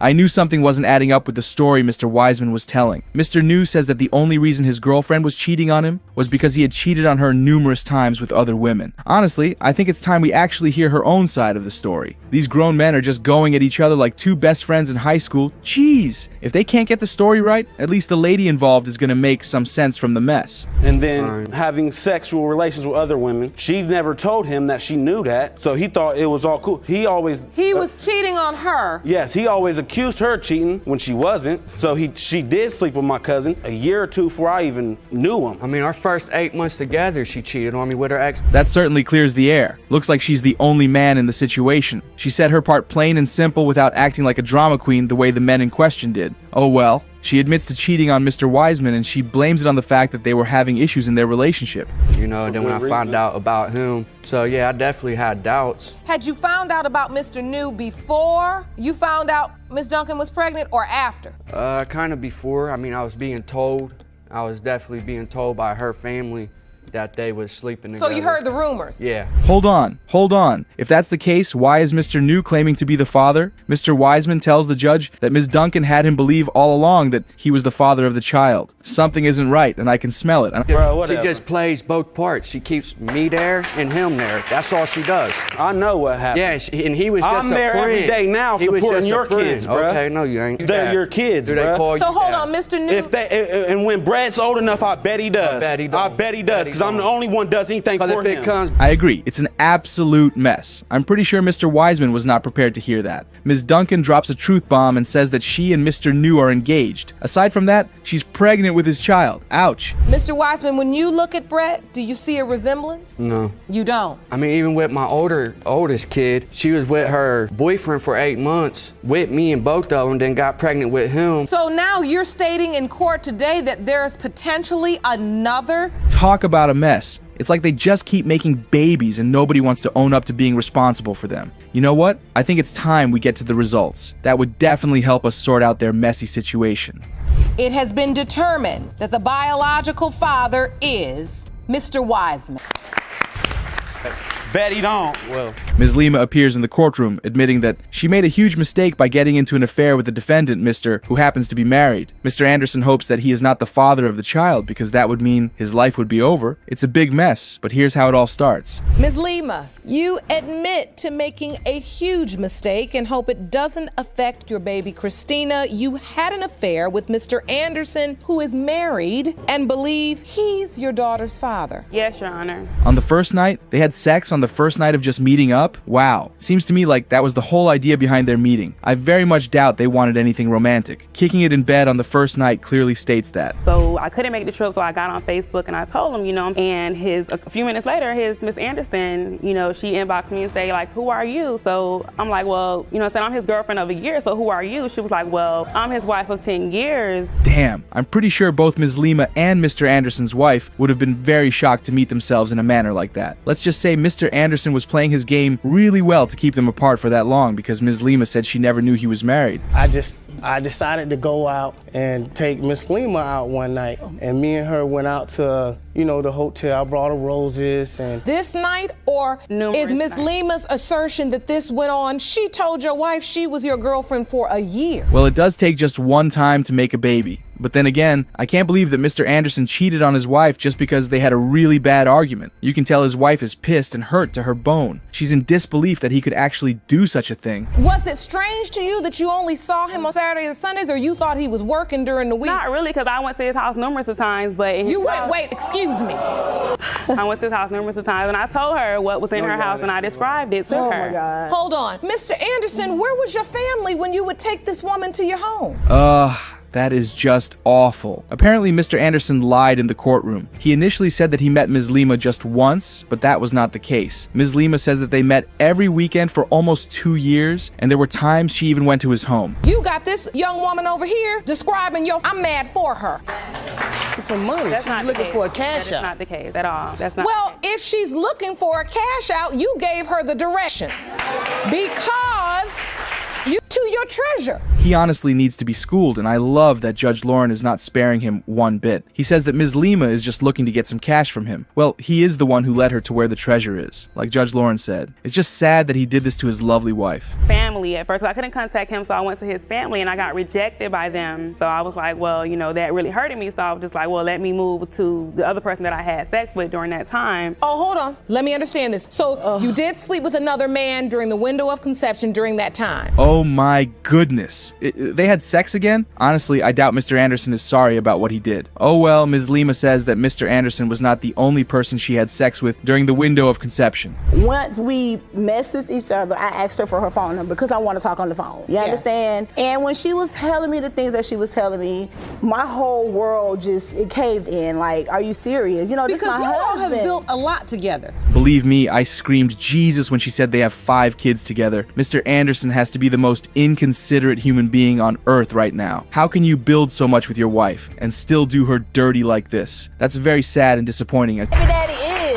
Okay, we're gonna find out out today, though. Really? Find out today, Really? though. Okay. Huh. Okay. Oh my God, this hurts really bad. And I try to keep it together for my children. But it really, really hurts. And just to know that there could be another baby in my family, like, come on. And truthfully, your marriage. She's right if we're being honest. It's too late to say he is sorry. He should have known he would end up in such a situation. Who cheats on their wife and then comes to say they're sorry? Come on. He hid it from her for 2 years. Clear on that? Yes, Your Honor. What was the situation? Well, the situation was when I first met Mrs. Lima, come February, I took her flowers to a job site, took her out to eat on Valentine's Day, and then in March we had a sexual intercourse. At least she was honest with him. The other man Ms. Lima was sleeping with walks into the courtroom and says that Ms. Lima told him that there's a chance that Mr. Anderson could also be the father of the baby because she was sleeping with the both of them at the same time. But that's all right. You better go ahead and practice you some law, baby. Go ahead. He didn't go to any doctor's appointments or anything like that. Okay. And that's a very important part of being pregnant, Correct. we know. Was Mr. Anderson involved at all? No, he wasn't there neither. Okay, and these are the only... It looks like he wants the child to be his, but he just had doubts about the whole thing. Let's get down to the results. It's time we see if Mr. Anderson's actions have shattered his family. Is the father of 1-year-old Christina. Mr. Scott, you are not her father. Mr. Harvey says that the defendant, Ms. Jett, forced him to buy baby supplies for a child whom he already denied. He wants the court to refund him all the money he spent in taking care of the child because he knows that he is not the father of the baby. Here's how he starts his case. Mr. Harvey, you are asking the court to award you $496 and for a child you adamantly deny is yours. Yes, Your Honor. Ms. Jett, in response to Mr. Harvey's suit, you have petitioned the court father and say it's time he steps up and... Excuse me? She got pregnant 2 weeks after they slept with each other? That doesn't sound right. I mean, it takes only once to get pregnant, but 2 weeks seems way too early for her to say that she's pregnant. I started dating Harvey. Every day. Moved in with Yes, him? I did. And every day we had sex every day. You got pregnant nonstop. 2 weeks. I didn't find out till I was. So we had sex the first week I met. No, I didn't. Okay, so it's the second I didn't week. find out. All this yapping. Jeez, can one person talk? Apparently, Ms. Jett claims that she found out she was pregnant 1 month after they had been having constant sexual relations. Even that story still sounds a little too good to be true. We stopped talking, she moved back to Orlando, she wrote. Why'd you stop talking? Because he was so sexually active with other women. He was cheating on me. Okay, so there was a... Aha! Now the stories are beginning to add up. Apparently their breakup happened as a result of Mr. Harvey cheating on her with several women. That's one truth bomb. I'm sure there's more on the way. 1, diapers, 2, baby wipes, 3, pacifiers, 9, a nursing pillow that I showed. Yes, I said that. And this is all before the baby's born. Yes, but then you responded back. Okay. Okay. Honestly, I'm even surprised Mr. Harvey decided to buy all the items on her funny list. It's even crazy that the baby had not been born before she sent the list to him. She has to be one delusional young woman. When did you start putting 2 and 2 together? Be specific. Okay, when I first met Sade, she got pregnant fast, and then we stopped talking. Okay, she was in a relationship. Your Honor, I didn't She said start... she was in a sexual relationship. Your Honor, That's Your one. Your Honor. And another thing is she had the baby and tagged the dude's name in the picture. That's actually crazy. Mr. Harvey says that his doubts started to pop up when he found out on Facebook that Ms. Jett posted a picture of the baby and tagged another man, claiming that he was the baby daddy. What's even worse is that Mr. Harvey's family members told him about the whole thing. At all. And I actually have proof that I actually wrote the dude and I said, hey, my daughter, you tagged yourself in the picture. And he said, oh, I'm sorry. I don't know what Why would this guy, Ms. Jett? Why would this And guy? you don't know what you writing. He said that maybe it was an accident that he... Oh, come on. She can't be serious right now. Does she think she's talking to kids? How can someone randomly pick up her phone and tag himself as the baby daddy of her child, knowing fully that the child already has a dad? Yeah, right. Here's all the expenses that I've been taking care for of my daughter alone. He's suing me for $500, and plus her feeding is double that. I'm suing you for what I got a receipt for. Okay, but her diapers are close to what you're suing me for. Her diapers is... It's starting to get real dicey. Ms. Jett claims that the amount Mr. Harvey is asking her to return is only a fraction of what she spends on her baby, so she doesn't understand why he's making a big deal about the whole thing. You haven't seen the baby since July. So, Mr. Harvey, your doubt is just based on a Facebook post? No, it's not that. It's not that, Your Honor. What is it? Okay, and then another thing is, after she had the baby, she was trying to get pregnant again. Haha. And just like that, another truth bomb hits the floors of the courtroom. Mr. Harvey says that he went through her phone and he saw some texts where she was telling another guy to pay for an abortion. Guess what? She was not pregnant at the time. All I know is that when she had the baby, looking at my nephew's other children, we have strong genes. And all his brothers look alike, his brother's kids look alike. And I have they have the same heads. Our family have big eyes. His children look just alike from different moms. Could she have a point or be onto something? Mr. Harvey's aunt says that the baby does not look like anybody in their family. She very much doubts that Mr. Harvey is the father of the baby. But then again, kids don't necessarily have to look like their dad all the time. He called me and told me that Shadasia was pregnant. I didn't meet. No, he hadn't met me, but you called me and told me my daughter is pregnant and how I shouldn't worry about you leaving. At this point, it's honestly hard to believe anybody right now. Ms. Jett's mother says that Mr. Harvey called her and told her that she should not be worried about him leaving when the baby is born. I think it's time for us to see the results. Pertaining to 4-month-old Nolani Harvey, V. Jett. Pertaining to 4-month-old Nolani Harvey. Mr. Harvey are not her father. It's fine. That's fine. Ms. Hadnot here is completely convinced that Mr. Matthews' wife is the reason why he's denying the paternity of her child. She also says that Ms. Matthews was once her best friend, but once she told her that Mr. Matthews had impregnated her, she also went ahead and got pregnant by Mr. Matthew and then married him. They opened their case like this. Mr. Matthews, you claim you have doubts about being the biological father of Ms. Hadnot's son because you say she has a reputation. Now, you state that you and your wife hope to put an end to your connection with her when today's results. So, Ms. Hadnot, tell me how this even... Then Mr. Matthews confirms that he had a sexual relationship with Ms. Hadnot. He then says that he and his wife were best friends before that, but Ms. Hadnot doesn't agree with this version of events at all. At one time? Yes. Mr. Matthews? Yes, y'all. So, you first had an intimate relationship with Ms. Hadnot. Then, you started one with Ms. Matthews. Well, her best friend. We've been me and my wife been best friends before that. Your Honor, he said they was cousins. This seems to support Ms. Hadnot's point. She was in a relationship with Mr. Matthews, got pregnant by him, and then Ms. Matthews got into the picture. That's the problem here. Can you imagine how betrayed Ms. Hadnot must have felt when she found out that her best friend was having a baby by her baby daddy? You immediately knew it was Mr. Matthews? No. Okay. Tell me what happened. I slept with somebody else around the time that I slept with James, that I could see my son. Oh well, Ms. Hadnot. It looks like it's scientifically impossible to be sure of who the father of this child is. But Ms. Hadnot doesn't want to accept this. She says she knows who she slept with and is certain the father of her child is Mr. Matthews. She's always been after money, Your Honor. It's been times where she, can you take me here? It's always been about money, finances. She's a gold digger. So you not only felt like she could have, well, she did sleep with the guy she admits to. You said it could be some other people too that she's not admitting to. Well, if she didn't tell me about that, what else secrets are under the closet? Okay then, Mr. Matthews. You're a straight shooter. I like that. Mr. Matthews also says that he doubts he's the child's father because he was only called to the hospital after the baby had been born. And not only was he called after the birth, but Ms. Hadnot didn't call him herself. Tell me you had slept with her. You didn't ask. I'm supposed to know. I wasn't in a relationship with you in the first place.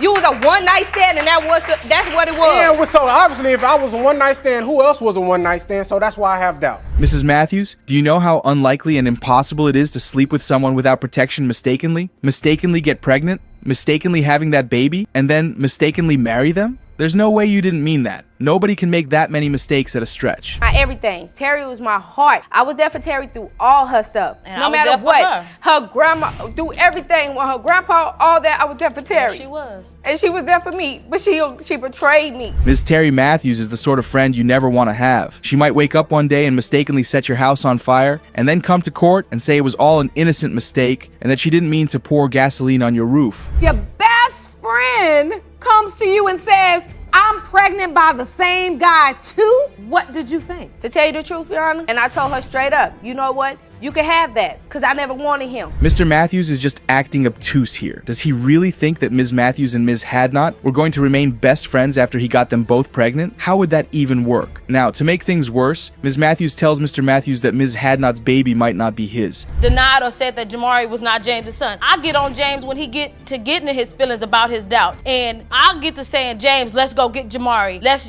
do this and let's do that. I push that. I'm the one that goes to the door, picks up Jamari and does that stuff. do it. Horrible, horrible behavior from Mr. Matthews. And it gets worse because the 4-year-old in question is old enough to ask serious questions about his father. Why my daddy want a DNA test for me? That doesn't make sense. Well, obviously, he's an innocent child. He didn't do nothing to James or to Terry. You grew up without your I didn't father. have my father at all while I was growing up, at all, or my mother. So I don't want my son to not have his father. That's right, there's no reason an innocent child should be suffering because of the mistakes adults make. At this point, you sort of feel sorry for Ms. Hadnot and may think that the child is Mr. Matthews' biological son. Anyway, it's time to see what the DNA results say about all of this. Case of Hadnot versus Matthews when it comes to the paternity of 4-year-old Jamari Matthews Jones. Mr. Matthews, you are the father. Thank you.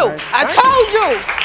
I hate you, I promise. Do you know that feeling when your best friend goes running to your boyfriend to tell them all about your different escapades with other men? Well, Mrs. Stremke knows that feeling very well. Her friend told her partner, Mr. Jaramillo, about her different attempts with other men. Claim your doubt is valid because you were present when another man impregnated Miss Stremke, and the family you thought you were building is not salvageable until you have DNA proof. Is that correct? Yes, Your Honor. So, Miss Stremke, why is your family falling apart? And now Mr. Jaramillo doubts that both of his children belong to him. It all began like this. That's right, Mrs. Stremke. Children are extremely wise, and you don't want your child to grow up in that sort of situation. Mr. Jaramillo says this is regrettable, but he really can't do anything about it since the paternity issues get brought up in fights. When you got pregnant with the oldest daughter, Naviana, what was the issue surrounding her paternity? I had just gotten out of a relationship with my son's father and had moved back to Iowa. Well, I ended up where I had slept with another man. And this is before me and Mr. Jaramillo had gotten together. Now, Mr. Jaramillo had never met this friend before, but he believed every word she said. Mrs. Stremke, of course, knew the friend in question and argued that it was all a lie. Which I really don't understand, because how can you base your daughter's paternity off of some girl you had never even met? Well, it was one of your friends, you know, you'd spent time with her. What did she say to you exactly, Mr. Jaramillo? She said that the baby that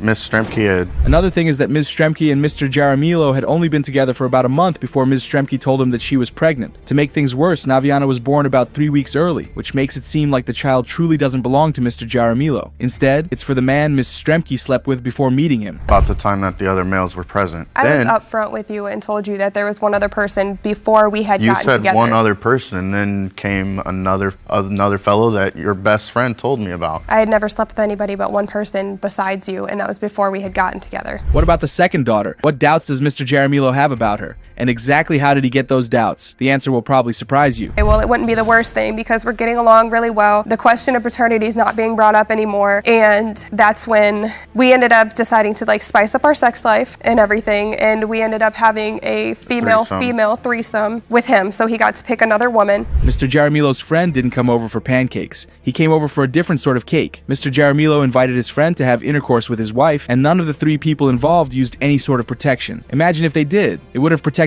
both of them from showing up in paternity court today. It was a mutual suggestion between Amber and I. We had gone through it back and forth between Miss Stremke and I. It was a toss-up back and forth. One minute she'd want to do it, the next minute she didn't. And from being with Amber, I know if she's going to do something, it has to be on the spot. So to get it done and over with. Look, if you want to spice up your marriage, here's some good advice. Don't invite other people into it. If you want to add more excitement to your marriage, go see a movie, get on a jet, and go for a vacation. Anyway, let's find out who the child's birth father is. Comes to 8-month-old Alexis Jaramillo. It has been determined by this court, Mr. Jaramillo, you are the father.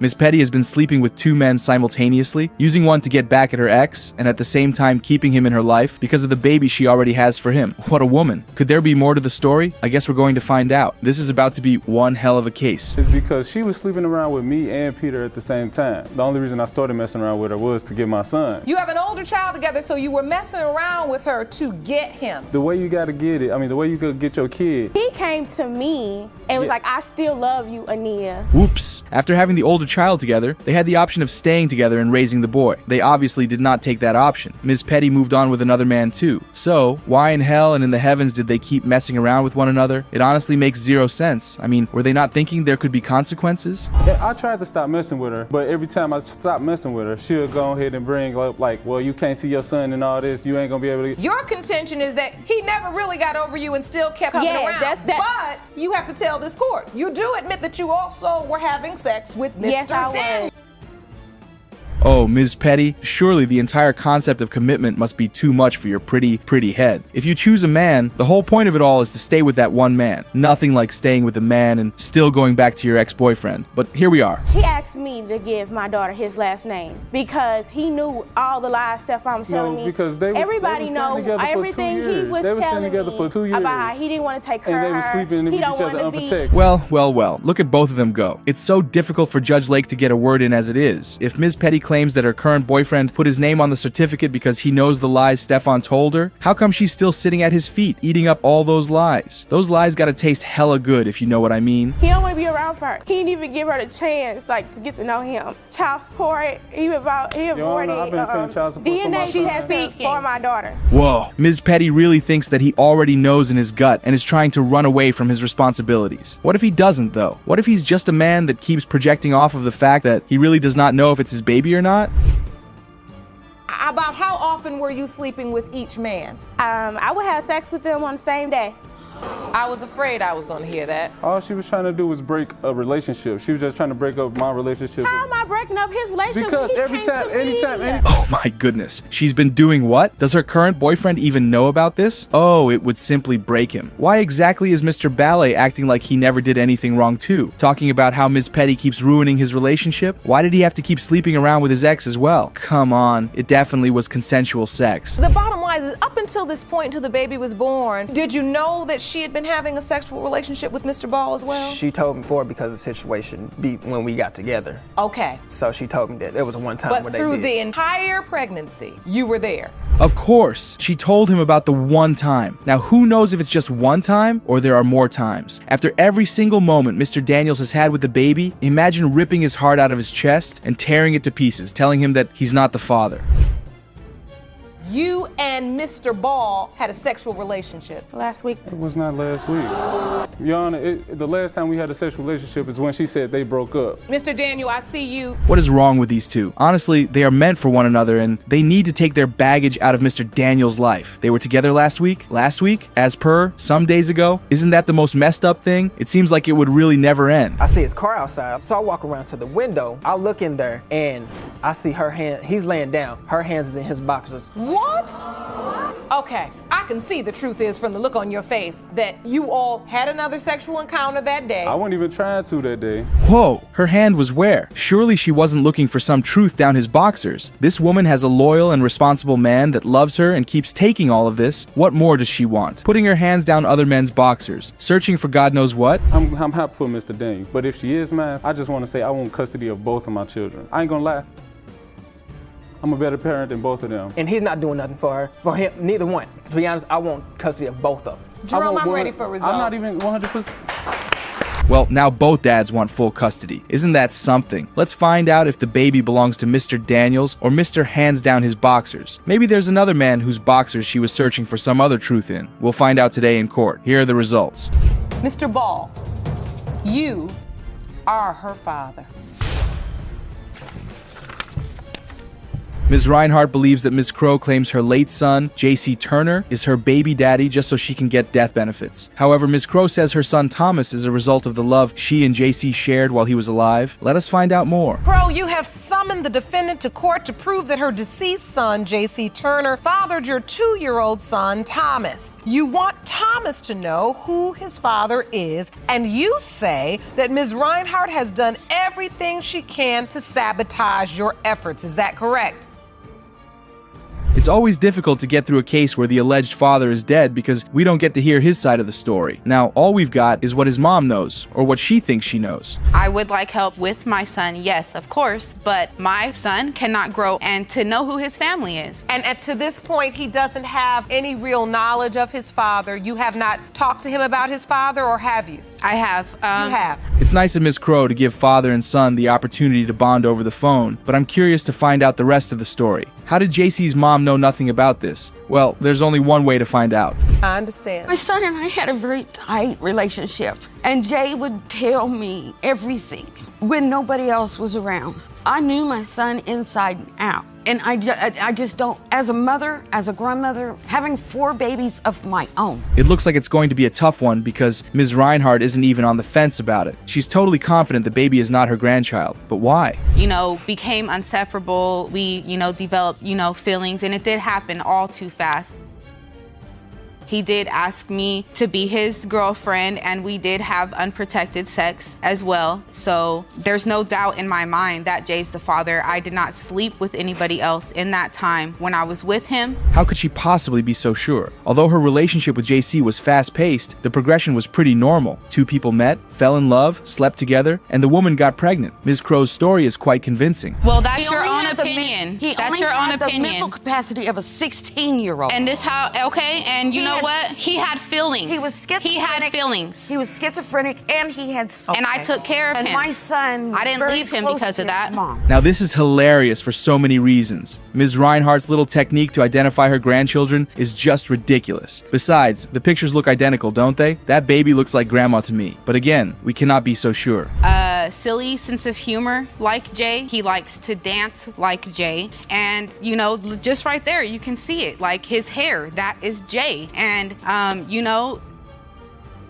there are things about him that are a lot like me. Ms. Reinhardt says the baby doesn't look like her, and Ms. Crow's like, that's okay because the baby looks like his father. Even though both metrics don't matter in the long run, Ms. Crow currently has the upper hand. I have a bowed left leg. My daughter has a bowed left leg. JC was pigeon-toed from birth. So JC lived being severely pigeon-toed all his life. And you believe this baby does not have that characteristic, which furthers your doubt. Here we go again with all the features. Can we please cut to the chase and be serious for once? This is no joking matter. This grandma needs to understand that the case is more serious than this. That we would come across friends, but we didn't know he had conversations with, pregnant with my baby. He's really happy, he's excited.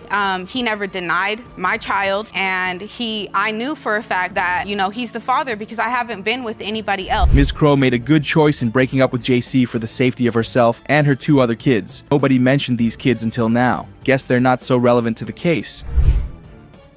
Of another man that my she was boyfriend. with. That's not his father. He was Jamaican. Does he look half Jamaican? And I lost my father the same year my son lost his father. So there's no reason why I would be up here for no reason. I'm doing this for my son. You can tell Ms. Reinhardt is trying so hard to look for proof that the baby's not JC's. Now she brings up the issue of Ms. Crow's Jamaican boyfriend when the baby doesn't even look the least bit Jamaican. Okay, good for you. I was there for 2 hours with his best friend. I didn't want to go and be around you. You see how you act? Now that is one tough question.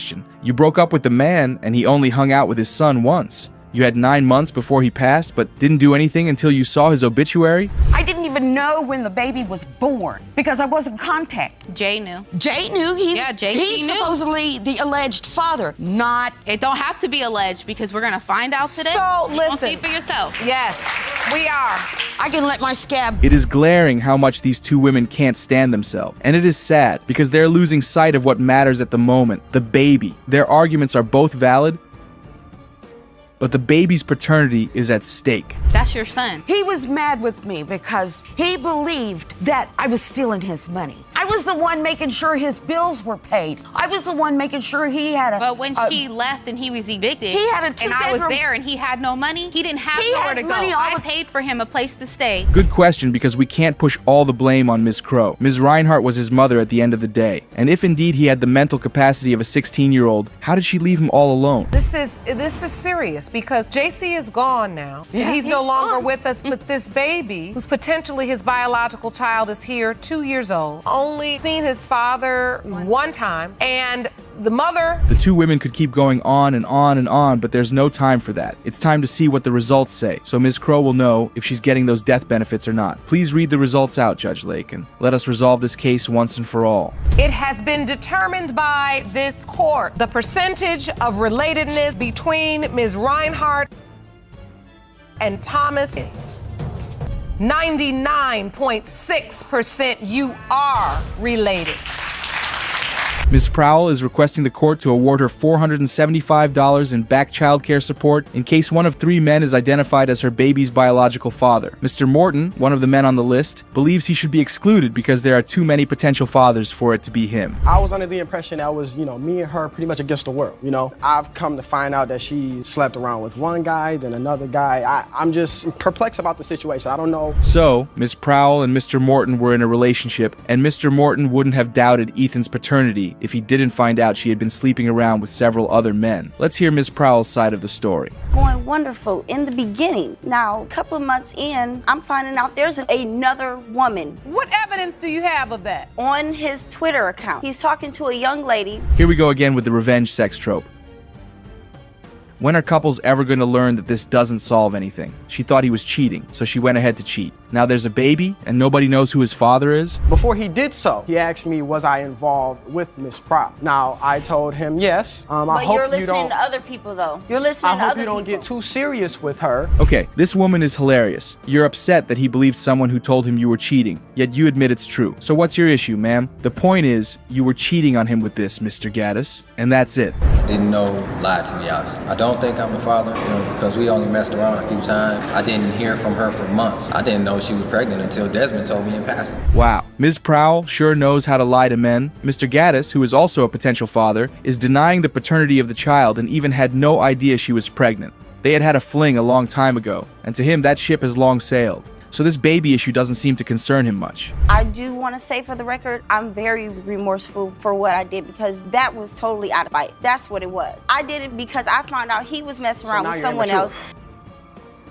She claims to have been drunk when the thing with Mr. Gaddis happened. But the thing with the third guy, Mr. Lowry, was very intentional and she had done it out of spite. Like Judge Lauren just said, 3 wrongs do not make a right. If you knew we had sex more than once, why wasn't I hit up for this? Like, why weren't I called? Can I say something, Your Honor?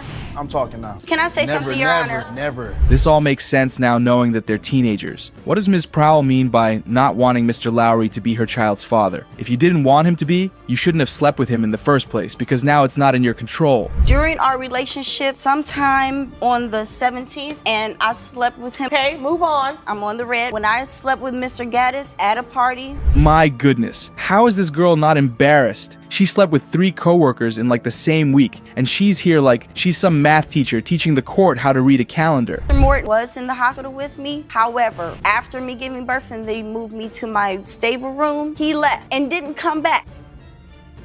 Does Ms. Prowl think she's in the right? Does she really believe anyone's going to be on her side after everything she's just admitted? It's a good thing Mr. Morton didn't sign that birth certificate. At least he held her hand while she gave birth to the baby. It's proof that he cares for her. And why didn't you call him? How can we help if we don't hear about the kid? The father. I didn't want him to know. It doesn't matter. If that's my kid, you should have to call me to let me know. This is what I don't care if you don't want. Imagine trying to make a choice now. What a joke. Since when did knowing how to change a diaper become a criterion for being a father? How many men, or people in general, know how to change a diaper before having a kid? It's clear Ms. Prowl doesn't fancy Mr. Lowry very much. Wish she had considered that before having revenge sex with him. Okay. It's a percentage that is your child, is that it isn't your child. Regardless, no one should hold it against this child. But your point is you don't feel like any of the men truly stepped up. Did Ms. Prowl and her neighbor expect all the men to be knocking at her door, begging to take care of the child when they weren't even sure if the child was theirs? It doesn't work that way. Good thing it's only been 6 weeks, and from here on out, whoever the father is will have to step up. Here, you take some responsibility yourself for where you and your baby are today. I'm not saying they got it all the way right. All of you silly, because you're teenagers, you're young, you have no business even having baby. If you don't require that they protect themselves. Bet she wasn't expecting that outburst from Judge Lauren. Let's end this whole thing and find out who Ethan's father is. The results are in. The father is Mr. Morton. Are those tears of joy or just relief?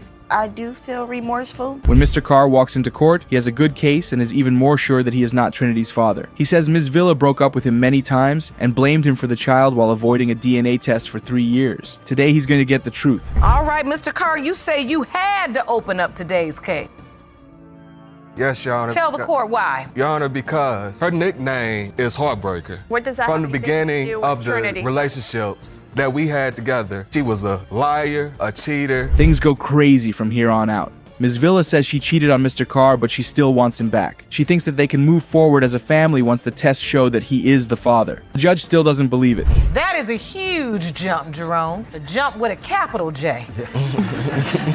And it turned into a relationship from just meeting on Facebook. Yes, Your Honor. All right, so you all decided, what is this, love at first sight for you all? Like, Oh, Mr. Carr is definitely pissed to his bone. He says Ms. Villa cheated on him 8 times with 8 different guys. Even though she tries to hide it, everyone already knows the truth. What makes him think he can trust what she says? Now, she cheated 8 different times with 8 different people. 8 different times with 8 different people? Yes, Mom. Yes, Your Honor. In the beginning, no. Hold on. You're a liar. Wait a minute. She cheated on you 8 different times with 8 different people? Yes, Mom. No, that's not how it went. When the date of conception is called into question, things get even more confusing. Mr. Carr says Ms. Villa slept with someone else on January 31st and then with him on February 14th. But 3 days after that, she told him she was pregnant. That math doesn't make sense. On February the 14th, 3 days later, the 17th, she tells me that she's pregnant. I'm like, how are you pregnant? Tony, you're a liar. If we just slept together on the 14th, then how did you know that you're pregnant? How in the world do you know that you're pregnant? You if told we me slept I was together. So pregnant. you You're a have liar. sex 3 days later and she tells you, now I'm pregnant. Then, the shock from the back seat. She says she and Mr. Carr got pregnant while having sex in the back of a car while his friend was driving. This information is dropped so lightly that the judge can't believe it. While he was driving? Yep. And that's the day you think Trinity was conceived? Yep. With Mr. Carr? Yep. In the car? Yes. The back of the car? It was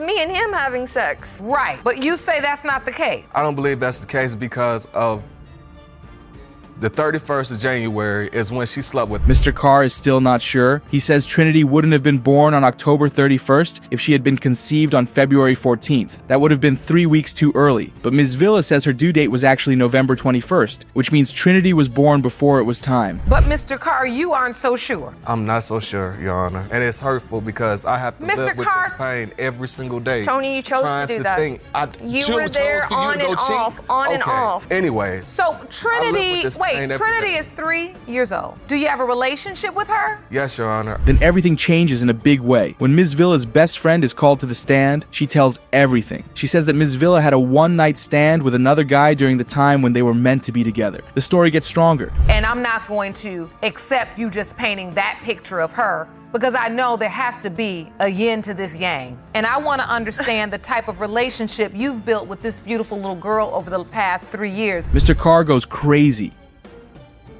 For years, he has begged Ms. Villa to give him a DNA test, but she has always dodged the question. Everything is clear. She changed cities every time he tried to find out the truth. The judge doesn't like it. I think we also have to be honest about the fact that you look at her and you see her smile. If we're being very honest, you also look and say, I wonder if she's mine. And that's also the pain behind those tears. Yes, Mom. It's both ways. It's like a two-edged sword. Then came the worst kind of betrayal. Ms. Villa says she got the idea for Trinity's middle name from a one-night stand. Mr. Carr is very sad. Now that 3 years have passed, he doesn't even know if this child is his. You've actually brought an exhibit with you to court that outlines this testimony. Yes, Mom. Can you Yes, please Your Honor. step up to the monitor and let's review this exhibit? So you say she's been running away from a DNA test. Yes, Your Honor. I was in Alabama. She was in Tampa, Florida. The results are in. Everyone in the courtroom holds their breath. After years of questions, Mr. Carr, you are the father. He explodes with happiness and relief as he breaks down. It has been determined by this court. Mr. Carr, you are the father. Are you happy? I'm excited.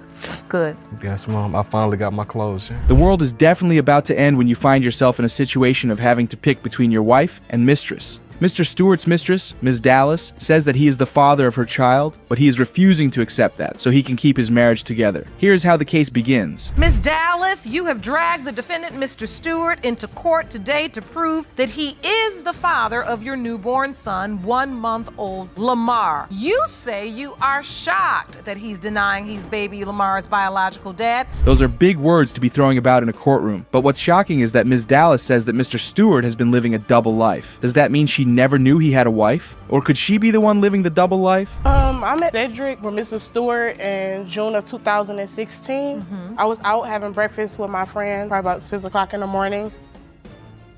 And he walked up to me or whatever, offered to pay for my breakfast or whatever. After that, we exchanged numbers, and from there, we hooked. I think our question has been answered. Mr. Stewart is the one living the double life. It's insane that she had to find out he had a wife through that. I mean, if he wants to live that sort of life, why get married? Some men are just nothing but problems for real. You know, it didn't come up. You know, I felt like it didn't come up. Like, you know. How did it not come up? That's relevant information, is it not? Yeah, true that. Yes, Your Honor. So wait, you were basically out acting like a single man? No, I wouldn't act, Yes, Your Honor. Sorry about that. I'm glad you just went on ahead and told me. In his head, this man has got to be joking. It doesn't even feel like he feels bad for cheating on his wife. If they are actually getting a divorce, I am happy for his wife. It seems to me that he wasn't ready to be in a very committed relationship with Ms. Dallas. You have second thoughts about dating a married man? Yes, I did have second thoughts, but once everything started hitting the floor, like, I was already pregnant. You know what I'm saying? I love Cedric, you know, and he was telling me, like, I'm gonna do the divorce, we're gonna have a house, you know, all this, we're gonna raise our son together, you know. I was believing him because that's all I had to do was believe him. I think his new name should be the Smooth Talker, rather than Mr. Stewart, because he sure sold the perfect dream to Ms. Dallas. He had her believing that he would get a divorce and they would raise their child together. Yeah, right. Ms. Dallas should have known better. I mean, he was basically cheating on his wife with her. Getting in doubt, so-called my associate was telling him and his wife that I was sleeping around with multiple men when I conceived Lamar. Someone that knew you? Yeah. They start giving you information? Yeah. But it was the same friend that sent him naked pictures of herself to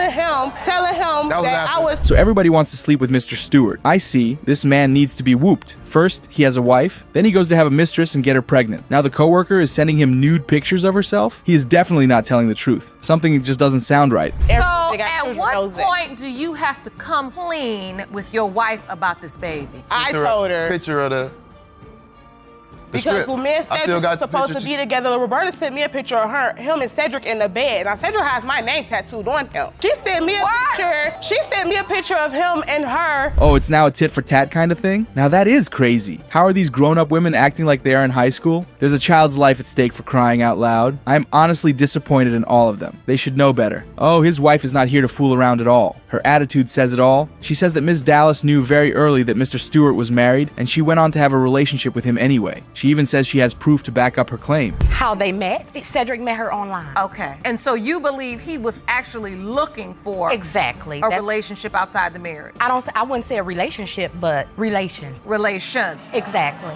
Do you believe Ms. Dallas knew he was married? Wow. From what she just said, it seems like Mr. Stewart was actually done with his wife and wanted to be with Ms. Dallas. Explains the look on his wife's face because... Ms. Stewart, you believe that Ms. Dallas was having sex with multiple men. Exactly. In addition to your husband. Exactly. And that's why you doubt that this child is your husband's biological child. Exactly. Ms. Dallas, were you intimate with... I'm guessing she had no idea all of this was going on. I guess that answers that question. His wife clearly had no idea all of this was going on. Mr. Stewart even admits that he knows her other kids and they have been together for quite some time to build relationships with all of them. Wow. She got other kids, you know what I mean? I got a relationship with them, you know, so I wouldn't just be gone. Wait a minute, now you standing next to your wife and you telling me how you gonna be there for your mistress. I'm getting confused. Who are you actually with right now? Who are you with? Drama queens. Two drama queens who have both been played by one man. It's surprising and sad that they are both fighting for the same man who lied and slept with both of them. It's insane that they are fighting each other when they should be fighting Mr. Stewart. Roberta knows what Roberta has to do for herself at this point. Cedric has 3 children of his own that he has neglected to take care of her children. No, that's not true, because me and him take the baby over there and my other kids to go see my daughter and his son. He always say that, Roberta, no, you're not gonna do him like that. I don't even know what to say. Is his wife mad at him for sleeping with someone out of their marriage? Or is she mad because she feels like Ms. Dallas's child does not belong to him? I'm genuinely confused. Oh well, let the DNA results clear the air. Here they come. The air. Mr. Stewart, you are the father. Hey, I told you, baby. I told you. Ms. Dallas, I see you are in because I go through so much with him.